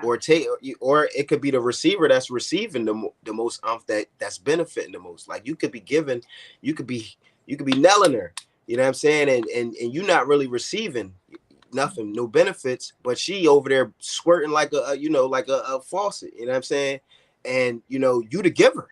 You know what I'm saying? And she's the receiver. Or on the other end, you could be nailing her, drilling her to the wall, and you having a good time. Everything that you're receiving is beneficial, but she's laying there and she like, I ain't really feeling this, or I ain't really coming. It's enjoyable, but it's not as beneficial to me. So that's why I mean, like, it all depends on, the mood and who's feeling it or who's getting the most out of it. You know what I mean? So that's why I said that. Right, and see, that's kind of what you were saying too. Whoever's better. Yeah. Okay, well, that was my little icebreaker. I'm not answering the question. That was the question for the guys. That was the question for the guys. Now we about to get into the real stuff, huh? Yeah, but that's what I'm saying too. A lot of the times, most guys will be like, "Oh, they was pillow princesses. They wasn't doing anything. I do most of the giving." No, so there's some girls that do the damn thing. Right. Yeah, and even in that sense, like she could be doing the damn thing and doing most of the giving, and that whole time he not really benefiting from it. It might not be it for him. You see what I mean? And she might be benefiting from it the whole time she going at him and stuff, like she getting her shit off. You see what I mean? So like it all depends on who's feeling it the most and who's getting that energy, you know what I mean, that energy to be able to benefit the most and you know what I mean, reach your levels. All right, so listen, we got 3 guys here. We got an all-male panel here. We about to get some shit. I hope y'all ready, because you know that I always come up with this crazy, outlandish stuff, and that's what tonight is going to be. I'm going to go over the rules. This is called the 3F game, okay? Sure. Funny, freaky, fantasies game, all right? There is no right or wrong answer in this game. This is all just fun and bullshit, and y'all say what y'all say. All right, there is one disqualifier, and I have to make mention of what that disqualifier is because it wouldn't be fair if I did not. So I'm going to give a series of questions. There is going to be 4 answers to choose from. One answer in each question is going to be none of the above. That is the disqualifier. If you feel as though you are not selecting any of the other 3 answers and you choose none of the above, you are disqualified from picking our winner at the end. Now, we're not keeping score, we're not keeping points or anything like that. It's just all fun. That just all boils down to who will be able to select the winner at the end. Now, it's 3 of y'all, so if we end up with 2 and say one gets disqualified, there will be a tiebreaker question. And we only had 4 people that commented in the chat tonight, so we will be picking out of 4 potential winners tonight, guys. So keep an open mind. Y'all always know that I come with the real wild stuff. So just have fun with it, roll with it. I promise it ain't gonna be much ass talking tonight, so y'all safe there now. Okay, no ass talking. No problem. All right. So, and then we could just go around. All right. If you had to choose one of these foods to tie into a foreplay session, which one would you choose? And explain how you would do it. A, pizza. B, seafood salad. C, cheesesteak. D, none of the above. Who want to go first? Who want to go first? So seafood salad, cheesesteak, and pizza. Right. Which one would you pick, and how would you use it? Now, obviously, it's not normal. We know this, right? Just have fun with it. So, this is we got to pick one to have sex with. To use in a foreplay, to implement in a foreplay session. I'm using the pizza and I'm squeezing the grease all over you. Go make it rock. What we doing? Like, not the grease. It's not the grease. The grease is the lubricant. Like, that's the lube right there. The grease is the lube. I didn't even think of that. Perfection. You trying to get that motherfucker yeasty.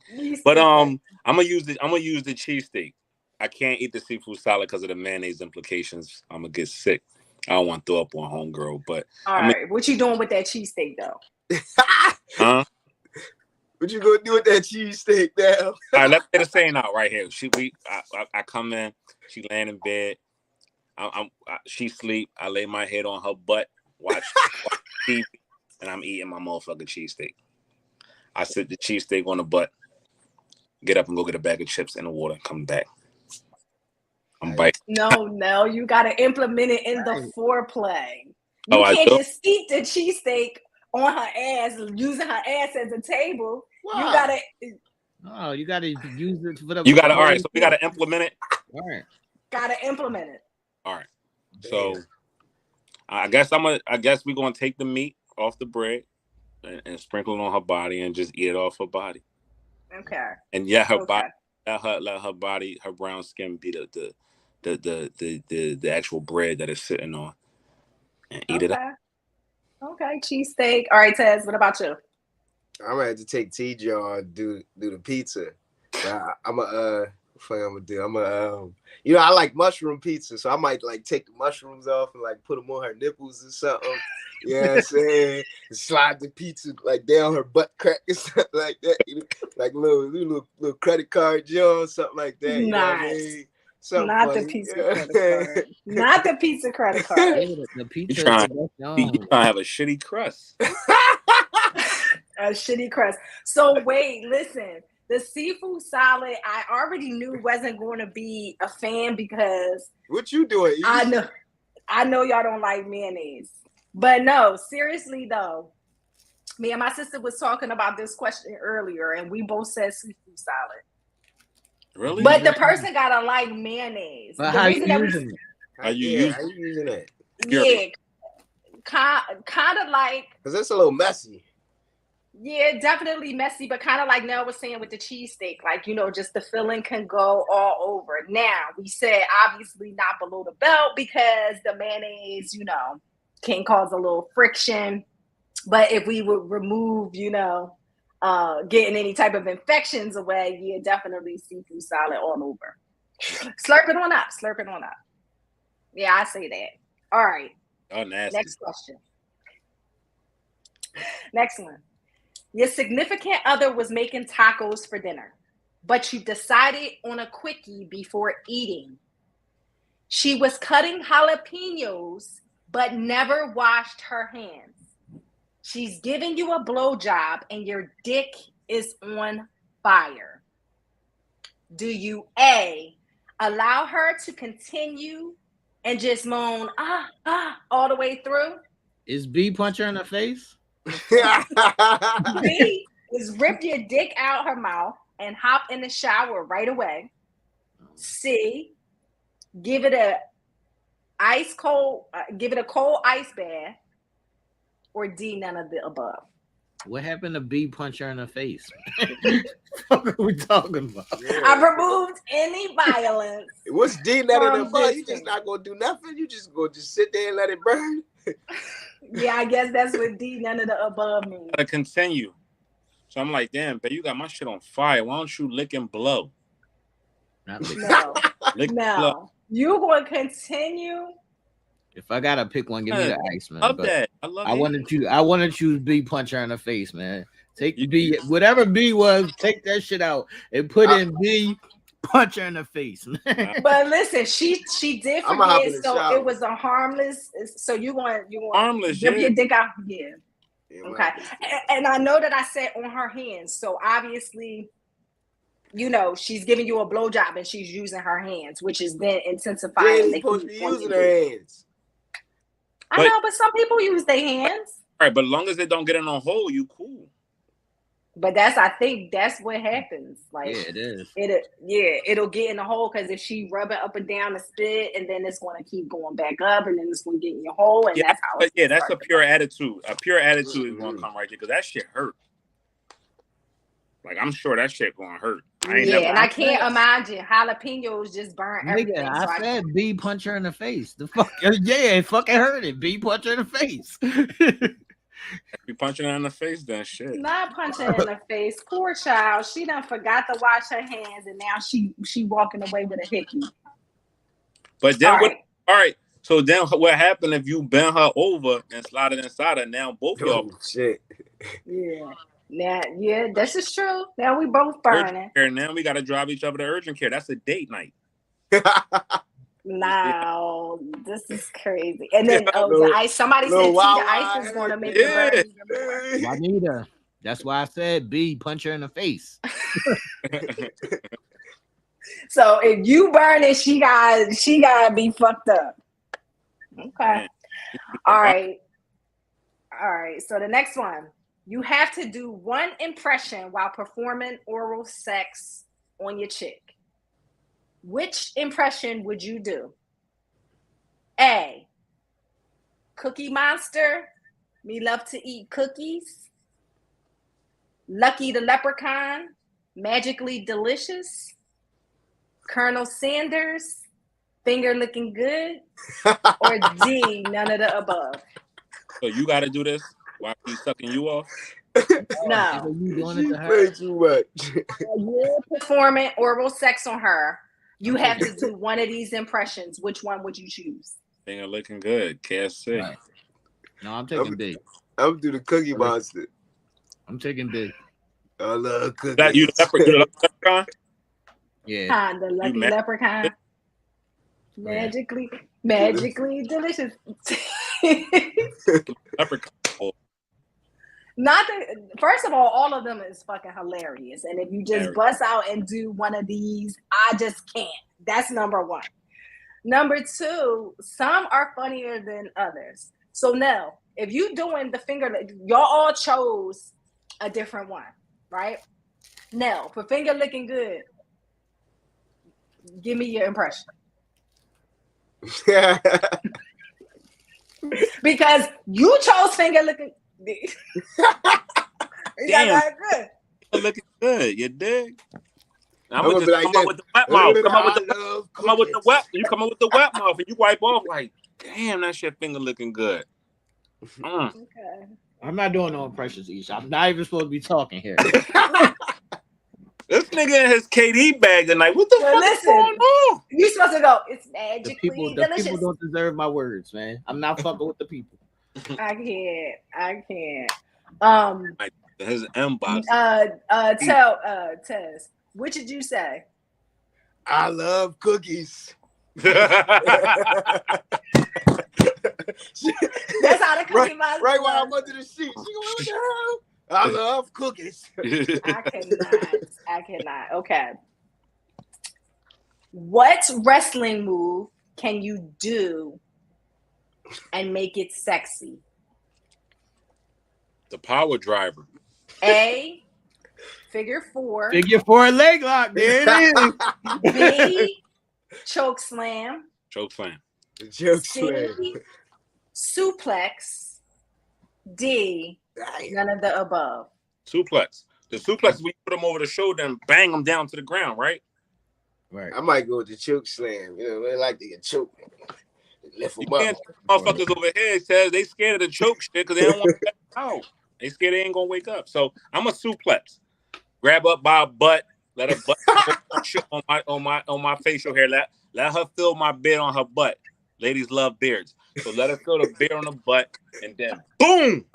Suplex her, then get on top and give it a work. I cannot. First of all, I love the way that you are all like, besides the pizza one, you are all like choosing all separate things, which I love. Nell, you said suplex.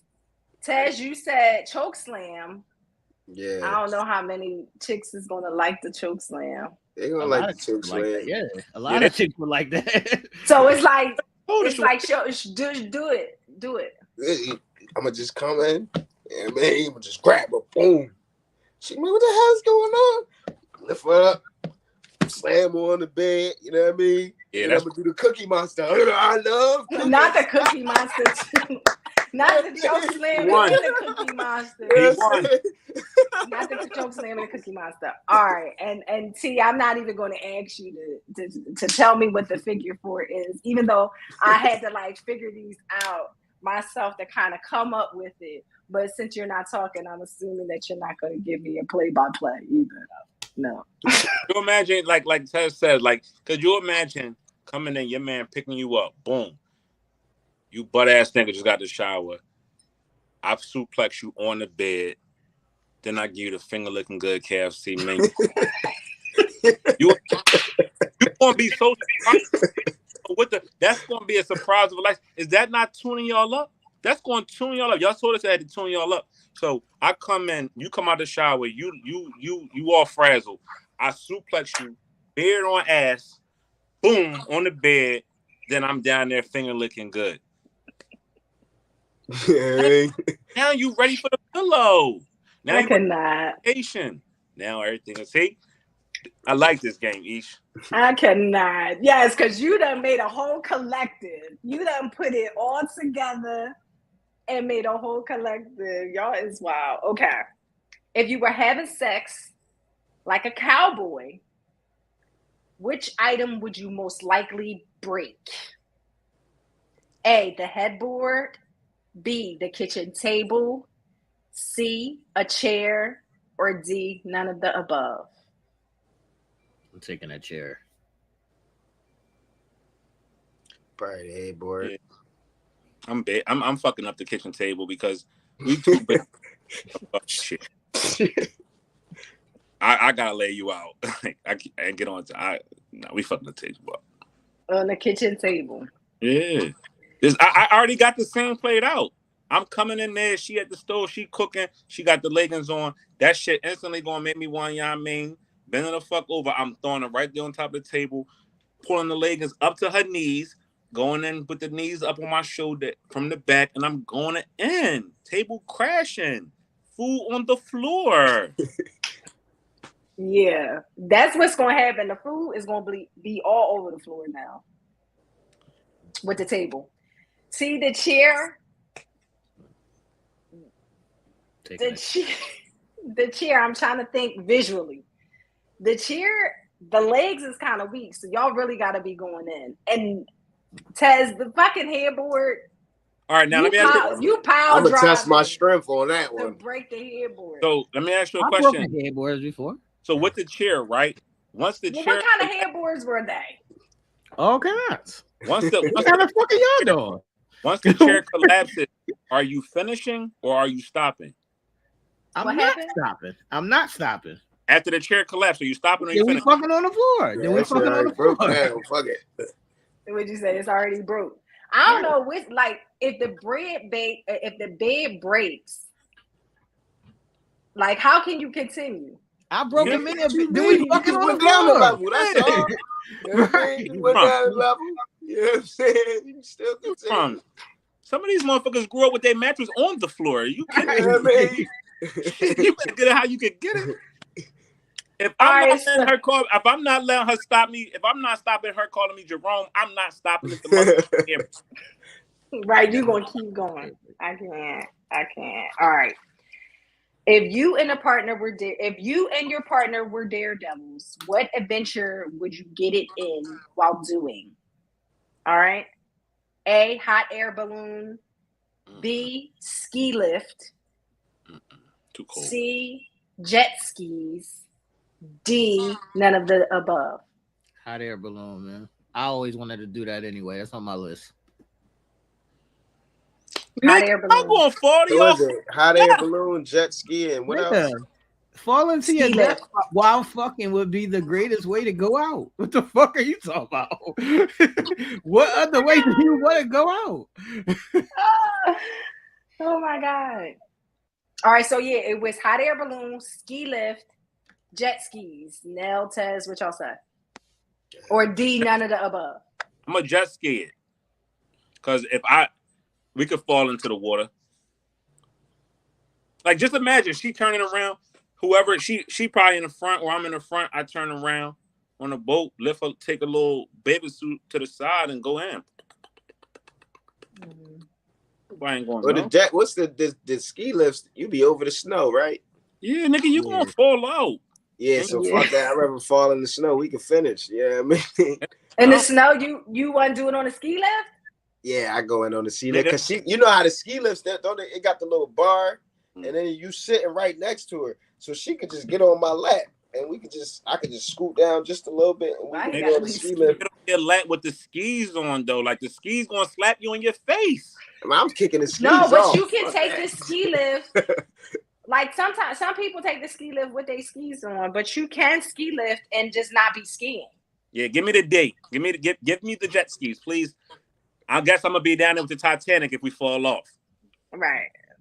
Yeah, you definitely gonna be visiting Titanic and Ocean. Air, me 30,000 feet in the air in a little basket is fucking wild.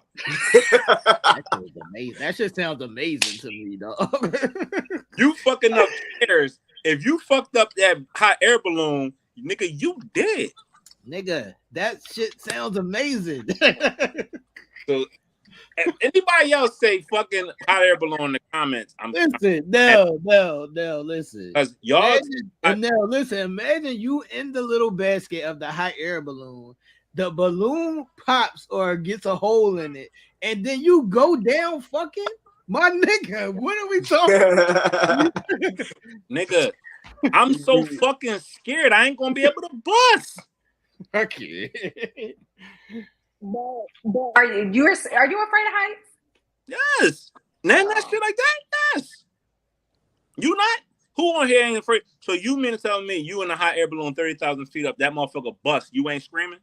No, nigga, not if I'm fucking. Congratulations. Congratulations, because I ain't the fuck up there. It's certain shit that I just know my limitations. That's not one of them.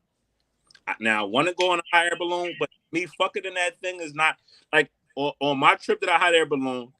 I'll probably be in the little basket in the corner, sitting on the floor, Bitch. like, oh shit, bitching. What did I get myself into? Right. I don't know. I honestly, any of the heights, I honestly would probably try all of them. Honestly, the water too, because y'all know I love that. All right, so but, we got daredevil fucking Bobbies all in the fucking comment. Everybody's daredevil. So how come y'all won't let me put a pillow over your head, mother you, bring you back to life with the stroke, but you'll do a hot air balloon and a ski lift? I mean, because that's on planted ground. Nigga, if y'all die, your parents and your family can't put you together in a casket. I can't. I cannot. They can't find your body parts. At least if you pass out and die in my bedroom, at least the coroner can just take you out. I cannot. See now, the smothering. Some people just don't. Some people are claustrophobic. All right, they don't like that. So you mean they would rather die coming down from a hot air balloon than to get suffocated. Okay, so you in a hot air balloon 30,000 feet up there, and you see Spirit pass you by. Boom. Right? Spirit on his way to Atlanta. You on your way to fucking meet God. You up there want to have an adventure, and you fucking. You pass out because the oxygen up there ain't the same as it is down here. Now your family like, why the fuck did he do that? Nigga, I wanted to go out in an amazing way. The fuck are we talking about? I can't. Hey, if you like it, love it. When can we sign you up for the hot air? Yeah, sign me up. I mean, listen, the hot air balloon. Fucking involved, sign me up. The hot air balloon. I don't think this is true. This is not a true statement. Suffocation is not sexy. No, gosh. That's like the same as getting choked, though, right? Yeah, they like it. Look, would you? I'm not trying to suffocate you. Well, I think it's because Nell keeps saying he's gonna put a pillowcase over their head. I'm not trying to take the pillow and smother them with it. I'm not trying to suffocate you to kill you. I'm suffocating so you lose a little bit of fucking consciousness, and the dick brings you back to life. Could you not imagine telling your fucking friends, "Oh my god, oh my god, it's like suffocation." I got the biggest experience of my life. He passed me out. And instead of him giving me CPR, he gave me dick. They say suffocation stimulation. Yeah, suffocation stimulation is what Ted said. He with you on that. Yeah, that shit stimulates your mind and breathes new life cells into your body. Makes you smarter, they said. I can't. Not breathe new life cells. What? No, I think you're just making shit up now. No, I think you're just making shit up. All right. Next question. If you had a case of sexsomnia, which has been documented. Now, sexsomnia is where you are sleeping, but you are performing sexual acts while sleeping. What would yours be? Would it be sleep jerking? Rubbing your partner's pussy? Sucking on the nipples? Or D, none of the above? Pussy touching. Yeah, I'm going pussy touching too. Pussy touching. You say, what was that one? Humping, right? I'm humping. No. Sleep jerking. What the fuck is sleep rubbing your partner's pussy, like jerking your dick? What's that? What's that feedback? I'm getting feedback. Very much feed. Yeah. I'm getting a lot of feedback. I can't even hear it. Can you hear me? Yeah, I can hear you, but somebody got some feedback. Okay. It's sleep jerking, rub your partner's pussy, suck on the nipples, or none of the above, Tess. Probably suck on the nipples. You're going to be sleeping, sucking on the nipples. Good Lord. Like a little baby. Well, huh? Like a little baby.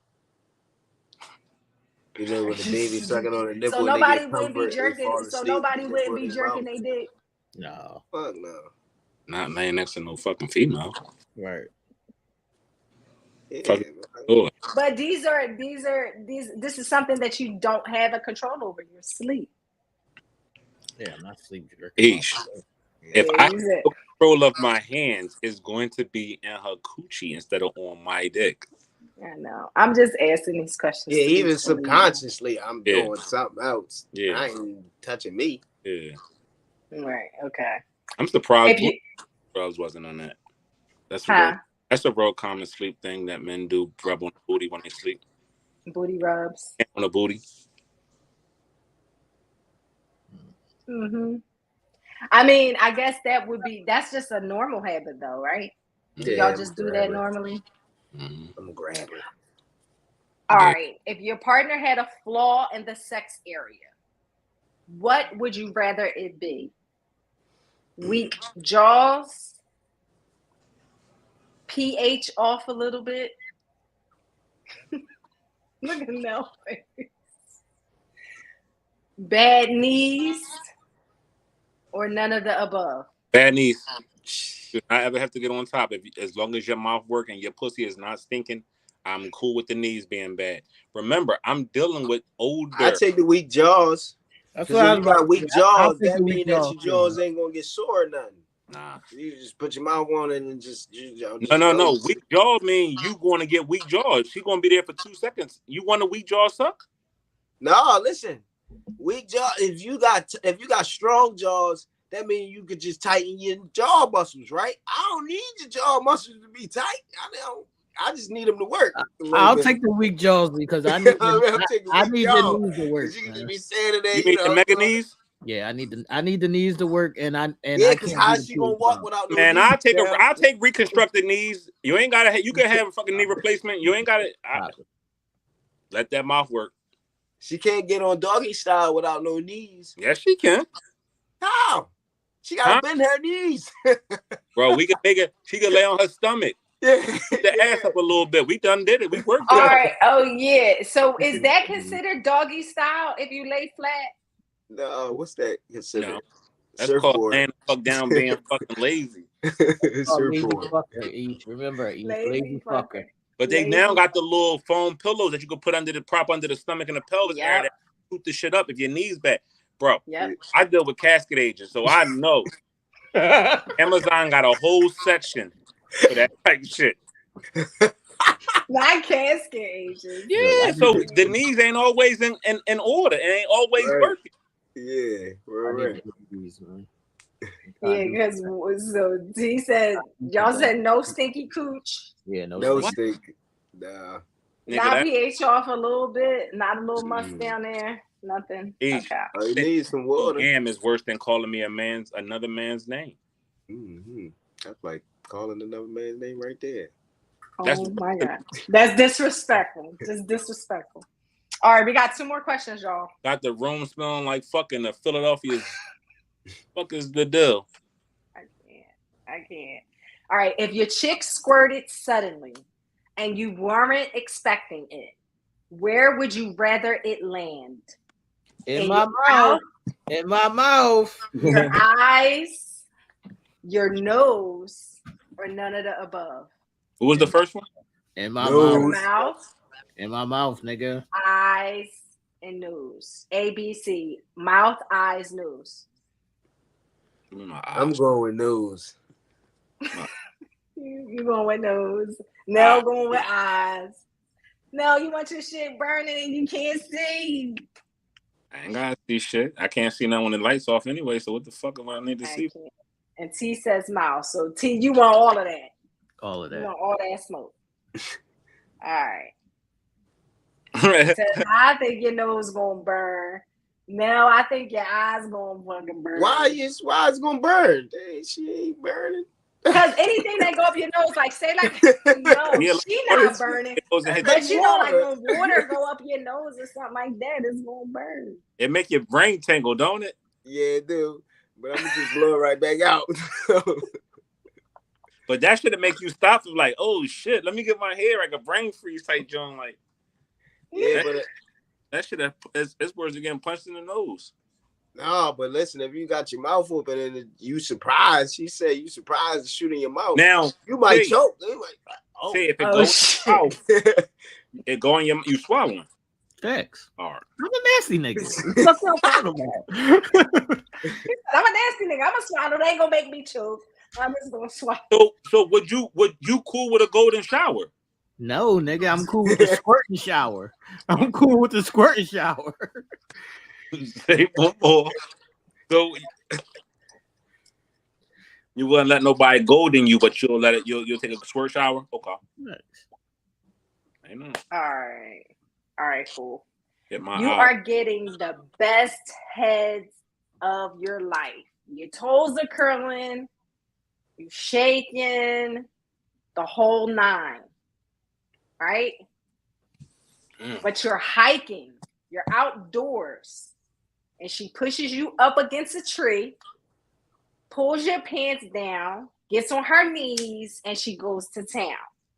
But it's the best head in your life ever. Okay? Nothing should follow that. You what would you what's the problem? Right. But what would you rather deal with the day after on your ass cheeks? Poison ivy? Oh shit. A spider bite? Oh fuck. Cuts and scrapes? Cuts and scrapes. Cuts and scrapes. None of the above. Cuts and scrapes. Everything else is fucking deadly. I'm cool. I take cuts. First of all, poison ivy and a spider bite is not deadly. Yeah, but then you be walking around scratching your ass all day. Itching your ass like that shit dirty. Ain't nobody got time for that. Could you imagine you walking around in your ass itching? Yeah. Like, it's dirty as shit. You get out of here, little meech. Right. Oh my God. Mud butt. Tell me. Or you got when a bug bites you, that shit get like a circle and that shit start to, you know what I mean? Like that shit hurt. You can't even sit down. A whole pussy joint, a bump on your ass is not a good look. That's not oil on your ass is not a good look. Scrapes and cuts. Yeah, you can do something with that. Yeah, I mean, because you can think, damn, these scrapes and cuts, baby, came from that fucking amazing hair you gave me. We could do it. Y'all could deal with the healing. Y'all ain't dealing with the itching or dealing with the painful spider bites. If I have to not to, I don't want to. But, Esh, hold up. You do know our drawers don't have to leave our ass. We could just pull out the front. Right. Situation. I know. In reality of everything. But you know, I always gotta be extra and I always gotta make some extra shit. So therefore, you're pulling your drawers way down. Some girls will pull your drawers all the way down. Yeah, pull your drawers all the way down. I mean, they might want access to the balls, to the dick, like, you know, so they gotta come all the way down. Once they pull it down, you be in the mall, you ain't pulling them back up. You like, fuck that, you know. Right. You know, draws at the ankles. Exactly. That's a 3-year-old. Fuck. Listen, I can't. So listen, guys, nobody got disqualified. I thought maybe, you know, one of y'all would be like, no, I'm not doing none of that shit. None of that shit there, Esh. And then you would be disqualified. So here is the the tiebreaker question for the three of y'all. Now, I'm going to see who answers this first. So it's going to be like an imaginary buzzer thing. Like who shouts out the answer first is going to be the one that is going to pick the winner. Okay. This is the tiebreaker question. Are y'all ready? In what popular hip hop video does the famous porn star Vanessa Del Rio appear? Lil Kim. No time. No, not no time.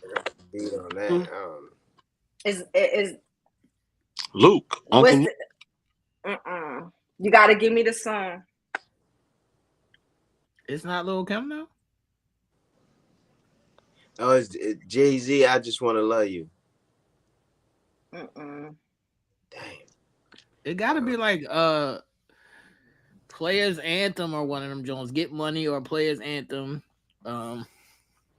Crush on You. It's one of them joints, man. What you say? Well, T was the first one to say Junior Mafia. Right. To all, that was the All right the answer? ladies in the places, styling grease. My man Big. Right, but it was a Junior Mafia. Yep. I need you. Diggy. Players Anthem. Who the heck is that porn? I don't know that. Who that porn star? Vanessa Del Rio, You don't know? See, the greatest porn star of all time. Yeah. The greatest porn star of all time. Right. But she was like in the 70s and 80s, I believe. What made her the greatest porn star of all time? What's she like? She was in over like a million movies. He said, "What's she like?" What's she like? Would that be like? Would that be like? What that be like? I'm trying to see what that be like.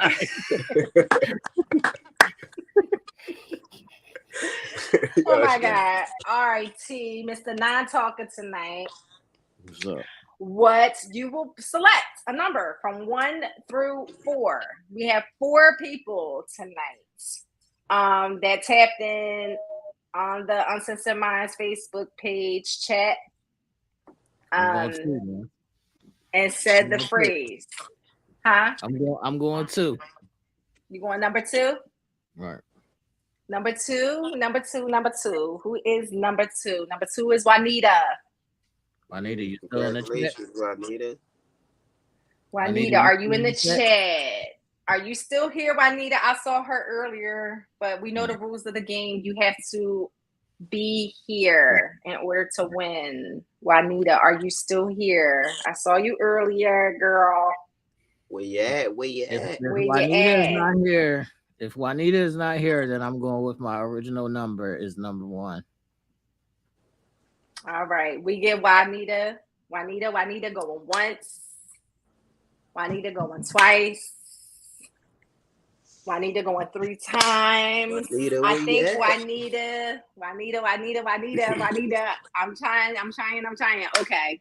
I think Juanita might not be here. So if T is going with number 1, that would be Angelia. Angelia, are you still here? Right. I don't even see Angelia still here. Okay, so Juanita is here. Oh, Juanita is here. What's up, Juanita? Sometimes it's a delay. Okay. So Juanita is still here. Juanita, you are the winner, girl. So hit me up you can hit me up in the Uncensored Minds Facebook page or the Aisha Montana Facebook page. Let me know your information. Congratulations. Thanks for the guys for being such a good sport, for being such good sports this evening. Because I be coming off the left field with shit. And I know it'd be a little wild and not sensible, but hey, that's what we do. So what's a dope game. Yeah. So what we got? So while we got the 4 of y'all here, we're going to do Gone in 60 Seconds a little different just because the NBA is over. The NFL is over. Sports is just right now about baseball. But we just recently celebrated this month 50 years in hip hop, right? And I want to go around the panel and see what hip hop means to you. And who and what made you discover hip hop and made you fall in love with it? Ish.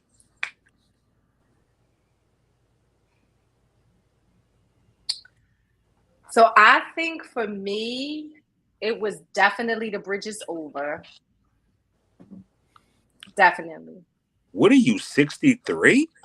I Damn, dog. mean, How that you ain't gotta be that old for The Bridge Is Over. The Bridge Is Over. I mean, what? I might have been like 5 or 6. I just Okay. remember it. Like, I have older brothers and sisters. Mm. So in the house, like, that was definitely on replay. Like, record player. It was just ever present. And so that was when I think I honestly started dancing. And I continued with that into like my teen years, like the dancing, jazz, hip hop, ballet, all of that. My love of music began then. I just knew I could sing. I just knew I could bop. I just knew, like, that was it for me. That is when I fell in love with hip hop. We want some brown sugar shit tonight. That is when I fell in love with hip hop. Fez, who did it for you? When did you fall? I can't say anybody in specific who did it for me. I could just say just my environment, like, you know, being in the inner city, growing up there, you know, it's just all over. So that, you know, that was my main exposure to hip hop. A lot of my friends listen to hip hop, of course, my mom and all of that stuff. So I mean, like, what it means to me is like it's a lifestyle. So, you know, it's like, you know, fashion is hip hop to me. Art, you know what I mean? Like graffiti, all of that stuff. You know, and then just, you know, poetry and all of that. So it's like it's it's it's a lot for me. It's complex, you know what I mean? So it's a part of my lifestyle. You know what I mean? It definitely shaped a lot of how I am, you know what I mean? So hip Y'all hop all means the a shit in lot. the chat, man. But as far as who inspired me the most in hip hop, I mean, if you saying that, I would have to say it would be more so like the groups in hip hop. So I would have to say like the groups, like the labels, for instance, like I would have to say during the Rockefeller time, you know, with State Property, they influenced me a lot as far as in hip hop. You know, the Junior Mafia with Biggie and Diddy and Mason, all them. They definitely influenced me a lot, you know what I'm saying, as far as the hip hop and not on the R&B side, you know what I mean, like just straight hip hop, you know, and you know, rap music. They definitely influenced me a lot, you know what I mean, and then, you know, the Queensbridge clique, you know, Nas and them, they influenced me a lot too. And then, you know, as hip hop expanded, because we 50 years in now, as it expanded, you know, a lot of different things, you know, influence, you know, just, you know, the way I am with hip hop and like I said, my lifestyle. So a little bit different twist. So I'm gonna go with the T because I know about him. So where did your love of music come from, right? And tell us about the different avenues that it led you to, and how you are now a part of that 50 years of hip hop. Tell the people a little bit of the background with that. All right, so I'm gonna say, coming up, my older brother used to have all the tapes, like Cool G rap and all that kind of shit. But my first album is It Takes Two, DJ Easy Rock and Rob Bass. That is my introduction to music. So once I got onto that, you know, then we branched off to like Crisscross and things of that nature. MC Hammer was a part of it. And then it got, you know, into gangster rap and all that. And then, you know, all my young boys used to rap. So I would manage them and they started doing their own raps. Then I started DJing, all that. I had my own studio.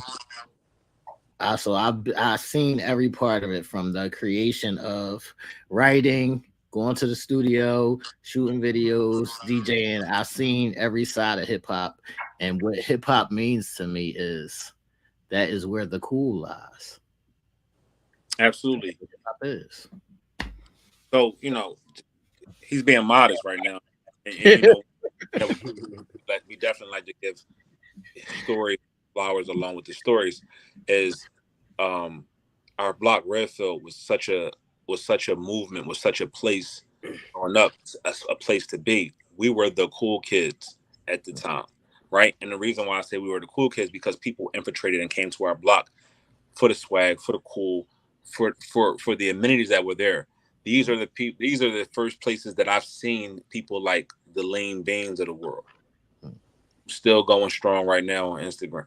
You know what I mean? This is where I've seen the Drizzies of the world, who is now an internet and what is that? An Instagram sensation, up and coming comedian now. She actually was rapping at one point and was on Redfield Street in the basement creating rhymes. This is where I've seen the other young lady. What was her name? See, That's Lee Mason. Is Lee Mason? Mason. You know what I mean? Frank Rippers. This is where I seen Reed Dollars coming to the block. These is where people I seen right in front of me shooting the rap DVDs. You know what I mean? With the likes of Starsky and Hutch, who is Beans and Butter. These are people where I seen Lil Shawnee, who is the truth now, get his start. I seen people come to the block. Beanie Siegel came to the block in the big Bentley and sat on the step and smoked a blunt because our block was popping. You know, we had a number of different artists that came down Redfield Street because of what Redfield Street was to us in Southwest. And T was intricate in that. T had his own labels, 30 Records. We shot videos. We had shows. We did a whole bunch of whatever. Hence to the reason why we have this whole network of tailor-made entertainment. So when I think of that, and I think of pioneers that pioneered some of the biggest people right now that's doing it out of Philly, I got to give my respect to that man up there because we came up under the tutelage or seeing how the labels like Bad Boy, Rockefeller, Mace, Puff, Big. We used to call ourselves that. It was the three of us, me, T, and O, who we swore I was Mace, T was Puff, and O was Big. And we ran like that just because of the influence that they had, their movement, their music, their swag was just like us. And then it spilled over to the Jay-Z's of the world, who a couple of other guys from the block could relate to that. So hip hop gets a bad rap, right? Because the older generation that we come after typically don't understand the rhymes and the reasons for it all. But what it has done is hip hop has bridged the gap in society. Hence, how a white boy can understand what black music is, and vice versa. Or even understand what's going on in the inner city. And some Absolutely. people just, some people just, just watch the news. You know what I mean? It's a lot of people who live around the inner city who don't know exactly the ins and outs, you know what I mean? And a lot of time when we speaking of it and when we saying it, you know what I mean, it comes off as a glorification or things like that. But a lot of times it could be information, you know what I'm saying? And it comes off as a glorification or a celebration because you making a song. You know what I mean? You creating something. So as you creating something, you using your talent to put something out. That act in itself is a positive act. It's not, you know what I mean? It's not negative. You know what I mean? What you may be saying or what you may be putting out is negative, but we live in a world where negative things happen. You know what I'm saying? And we got to be aware of that. If you don't know that, if you walk down this certain street and these certain guys look like this or they move this way, then you might be in danger. You might not know that, but you can know that from a rap song. You know what I mean? You can learn that from a rap song. You know what I'm saying? So it's all about, you know what I mean? It's all about your perception of the way you look at certain things. You know what I'm saying? I'm not saying that, everything is is that what I'm explaining, but I'm just saying that some people have that in their intentions when they creating, you know what I mean? Because I know sometimes when I create, I do, Just think about the sayings and the things that we say and the way we wear our clothes and the way we wear our hair is based upon what we see in these hip hop videos and these songs. A lot of our culture is based upon it, right?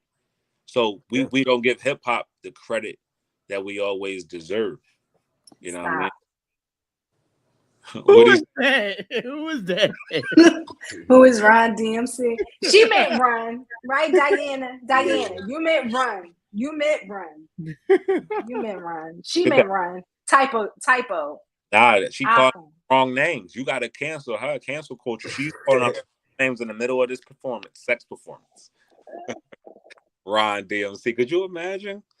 But you know, what I mean, hip hop is so integral. I mean, so introspective and so intricate to our daily lives that we don't even know it. The way we wear our hair. Look, I remember back growing up when we seen people with dreads, we used to think they were bad, right? We used to think, oh, they dirty. People wear dreads now as their normal everyday wear hair because that's a fad, as a fashion now.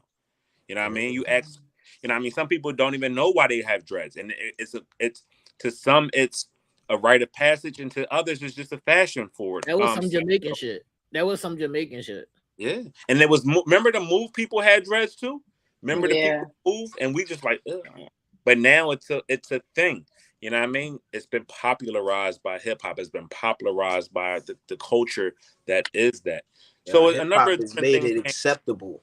You know what I mean? Where you could walk into an interview and have dreads as a hairstyle and still be, you know, able to receive that job because you qualified. Not or even tats all over your body.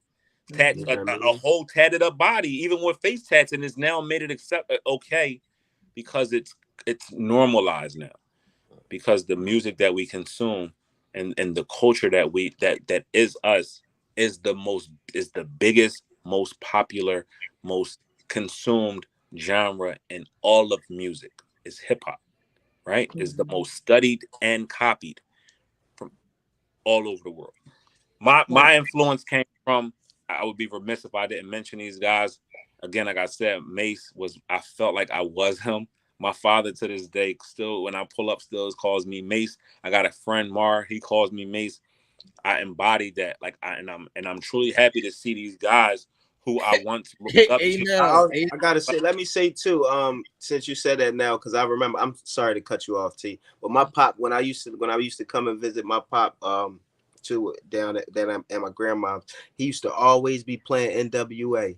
So I gotta say that, you know, I definitely was exposed to hip hop through NWA too, because that was his work. That and Earth, Wind and Fire, you know what I mean? But you know, that's on a different level. So we all he loves some NWA, man. We all talking work.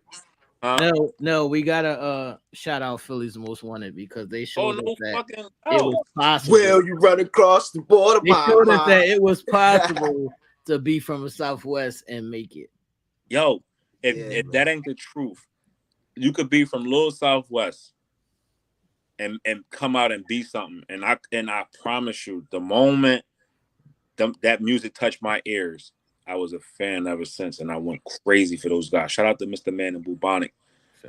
Bubonic is a really, really, at this point in my life, a close friend of mine. I know his family. I know a lot of people in his family. He's a real good guy, real cool dude. Who knew back 15 years old, 16 years old, listening to Bubonic and Mr. that at 4 years old in my life, I would have a relationship with one of my favorite rappers in my neighborhood. Shout outs to Beanie Siegel and Freeway for also putting Philly on the map. Shout out to Meek Mill. I know these guys get criticized a lot, but if it wasn't for them guys, you know what I mean, Philly's rap scene would just be a thing. Bees and Steady Bees. You got to shout out to them guys too. They paved the way for Philly to be on the map, and Philly is definitely one of them. So I mean, that is what it is. Yeah, the Roots, DJ One last question that has to pertain to that. Who is your now new favorite go-to artist in hip hop? Ish. It's given under the sea. You mute on Ish. Yeah, we can't hear you. Mayday.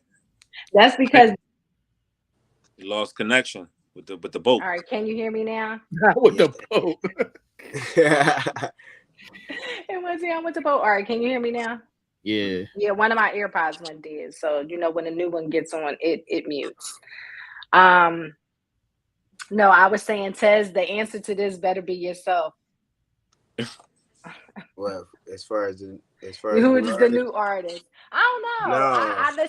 I listen to Tez, of course. I listen to myself. That sounds goofy. Yourself. Yes. Uh-huh. And also no, but we talked about Lotto earlier. Love Lotto. I tried to listen to Koi. I really was a fan of Koi. I'm not a fan of her new body of work. Um, yeah, I don't know. I'm not digging it. So I was gonna say Koi, but I don't know. I'm on the fence now about Koi. But I like Lotto as far as the girls go, as far as the guys go, and I'm always gonna be a Drake fan. That's what I was about to say. The fuck is Drizzy? Yeah, Drake. I'm always gonna be a Drake fan for sure. That's I not. don't He not know. new though. You said new artist. Nell Yeah, said but new artist. New now. yeah, Who you Yeah, listening he's to? still New new. now. Yeah. Because you Oh, can new still now. say that. All 'Cause you right. said who we grew up to now. New now. new now. I don't know. I don't know. Tez, who you got, Tez? But you know, I always have to make sure that I'm staying on point. So I listen to myself a lot. But I listen to Money Man, he a new artist, right now. And as far as female wise, man, I gotta I always listen to Dreezy. You know what I mean? She a hard artist. I like her female wise. I like that she write her own Drizzy, music and all of that. She hard. I like Dreezy. Okay. Yeah, and I mean I try to listen to everything that's going on. You know what I mean? So I can't. But as far as I got my favorite artists, of course. But I try to listen to all different types of music. But as far as in hip hop, I try to listen to like all of the artists. You know what I mean? If I see a new album out, I listen to it. You know what I mean? I listen to a lot of everybody new music. I'm not saying that I like it or I can continue to listen to it, but I always give it a shot. You know what I mean? I always listen to it for sure. But I definitely dig Money Man and Dreezy. You know what I mean? They hard. I like them. What about you, Tay? I'm Drake. I'm Drake, dog. You Drake? Fuck, fuck else is we doing? Drake, yeah. It's just Drake, man. Fuck All else is we doing? right. So for me, I'm definitely going to stay. I'm going to stay true to my roots. I'm more than a fan. I'm a homer. So I'm gonna say Meek.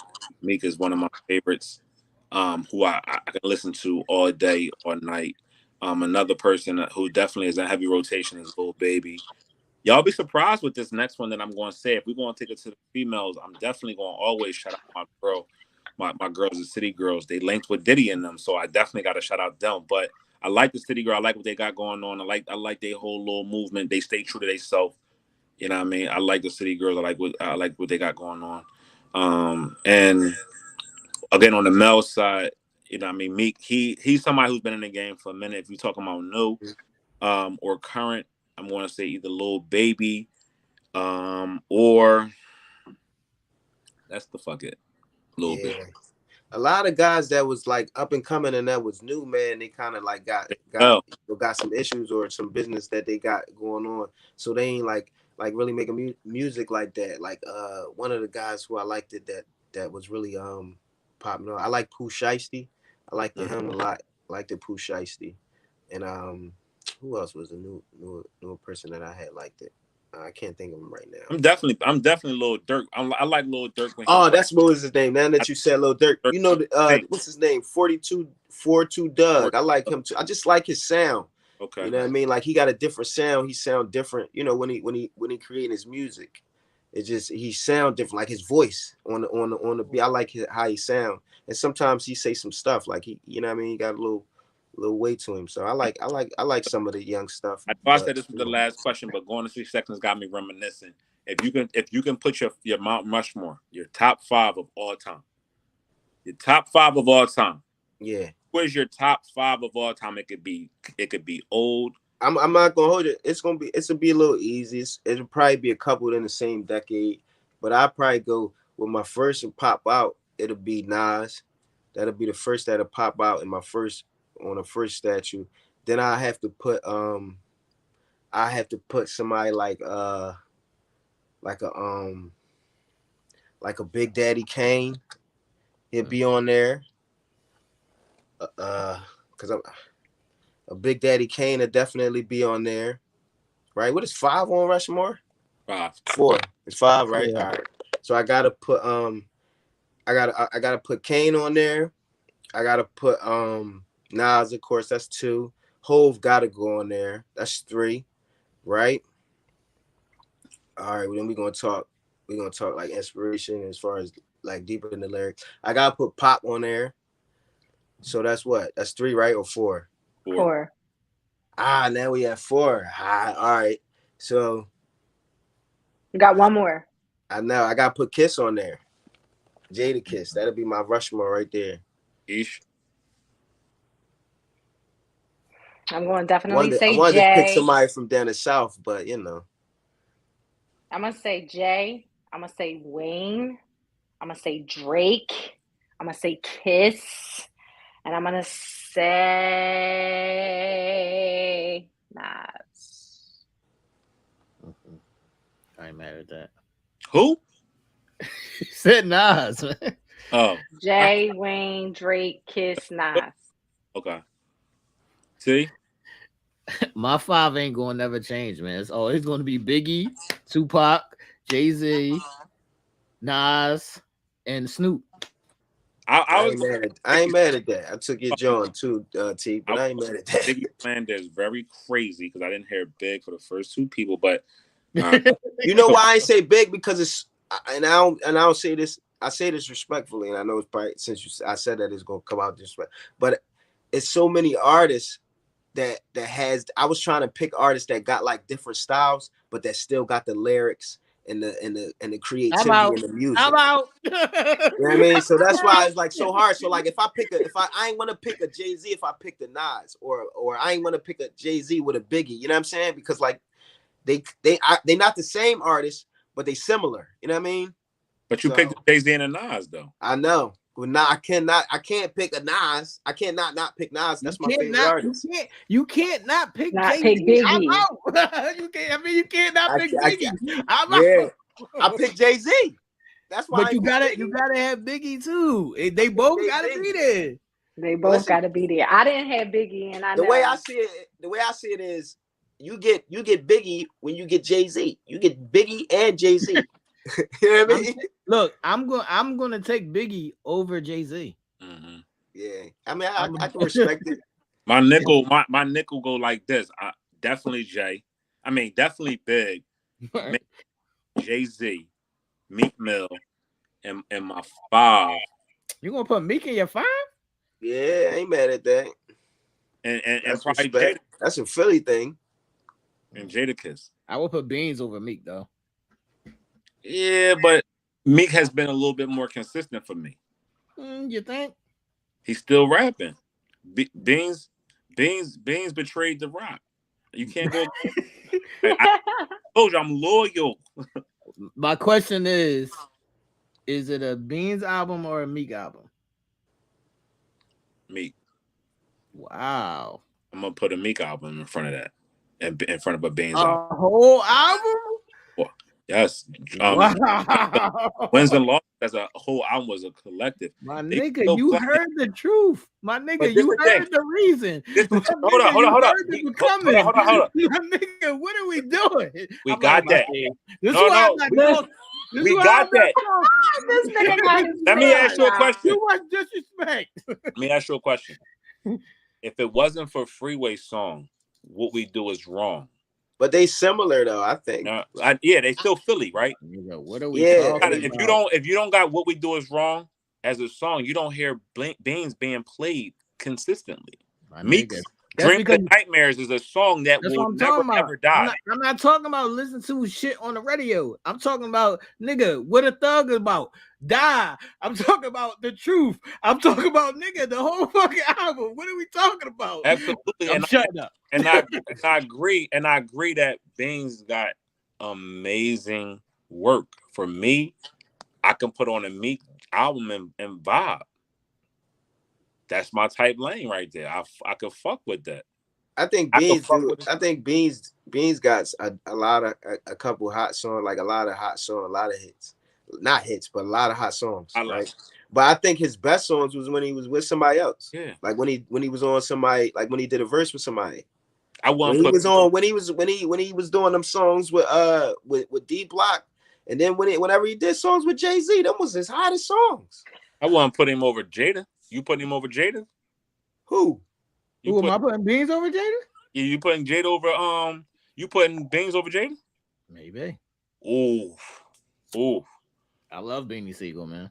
Shout out Beanie Siegel. But you ain't over Jada. top All 5 right, though. so all right. I mean, I love Jada. Like Jada is ridiculous.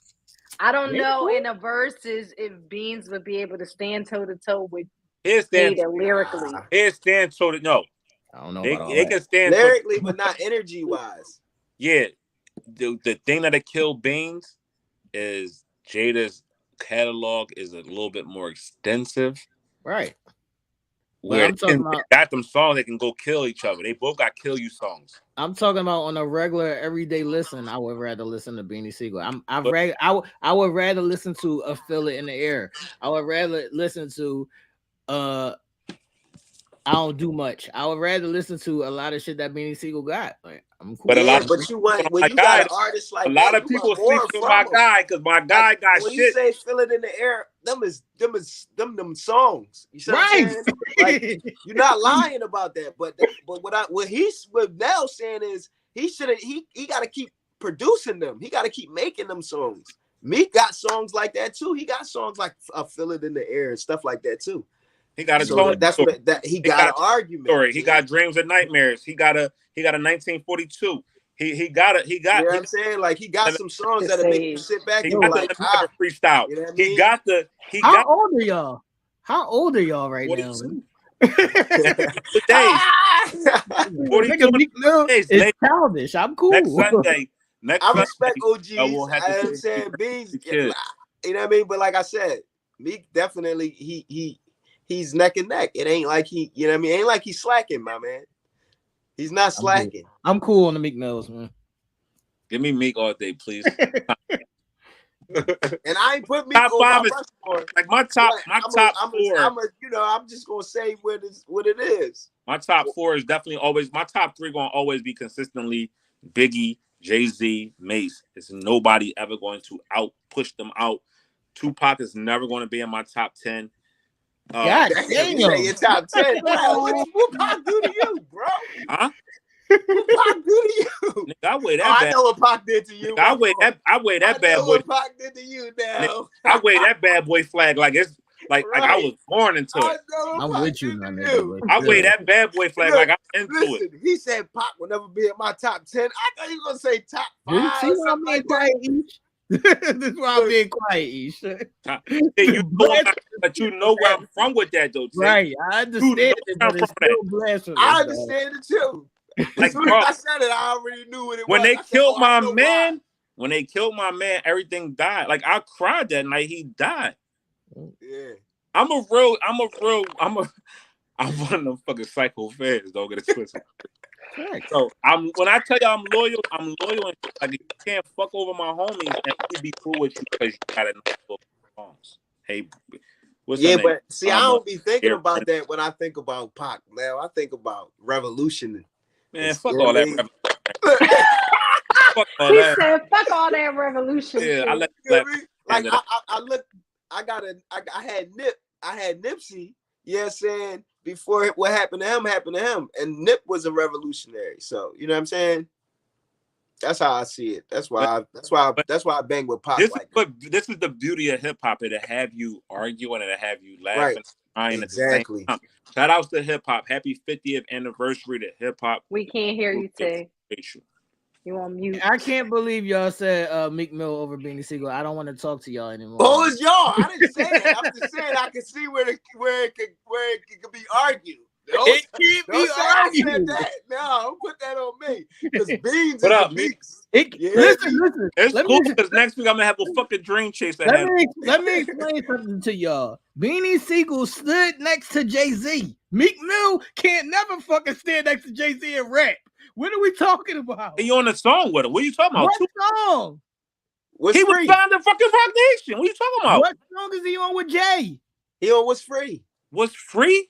What's on me album? Did he hold his own with Jay?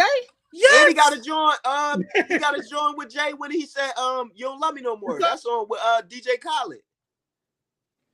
Let him go. No, Let he him coming back go. on that joint. And He got back right back on. He got to Yeah. go Right him back and on. DJ They got Khaled. them on the cover of the album in the Heatles uniform. Oh, wow. D Wade, Chris Bosh, Ross, Meek, and Jay. Jay even said Meek can never have no beef. I freed that nigga from a whole legal situation. That's my man. I love him. Thank you. Ladies and gentlemen. Beans jumped in his bag. He wanted to be all, you know what I mean? Things coming, you know what I'm saying? Wanted to wait his turn. So, you know. T's giving very booked and busy vibes tonight. I don't know what it is. You dig? So we're going to let T be sick. Shout out to Hip Hop though 50 and shout out to Uncensored Minds, man. And please, ladies and gentlemen in the comments, please give it up for our guest. He's not even a guest. Give it up to one of the members of Uncensored Minds. He plays the background. He does a lot of the things that we need him to do. My brother Tez, thank you. My brother, sir. Always being a real one. For always being there for us wherever we need. And thank you for always holding us down. Go please. Yes, sir. My pleasure, man. That's what we're supposed to do. And I know we just congratulated hip hop. He is an intricate part of hip hop. Go out there and check out his music. It is on all streaming platforms. Go check him out on YouTube after y'all log off tonight from Uncensored Minds. Make sure y'all like and share his things as well, because this brother is definitely doing his thing. Thank you very much. He got a great message, and he got a great body of work. So let's go out there and support our brother the same way he supports us. So, Tess, thank you, my brother. Yes, sir. Yes, sir. Always, yes, sir.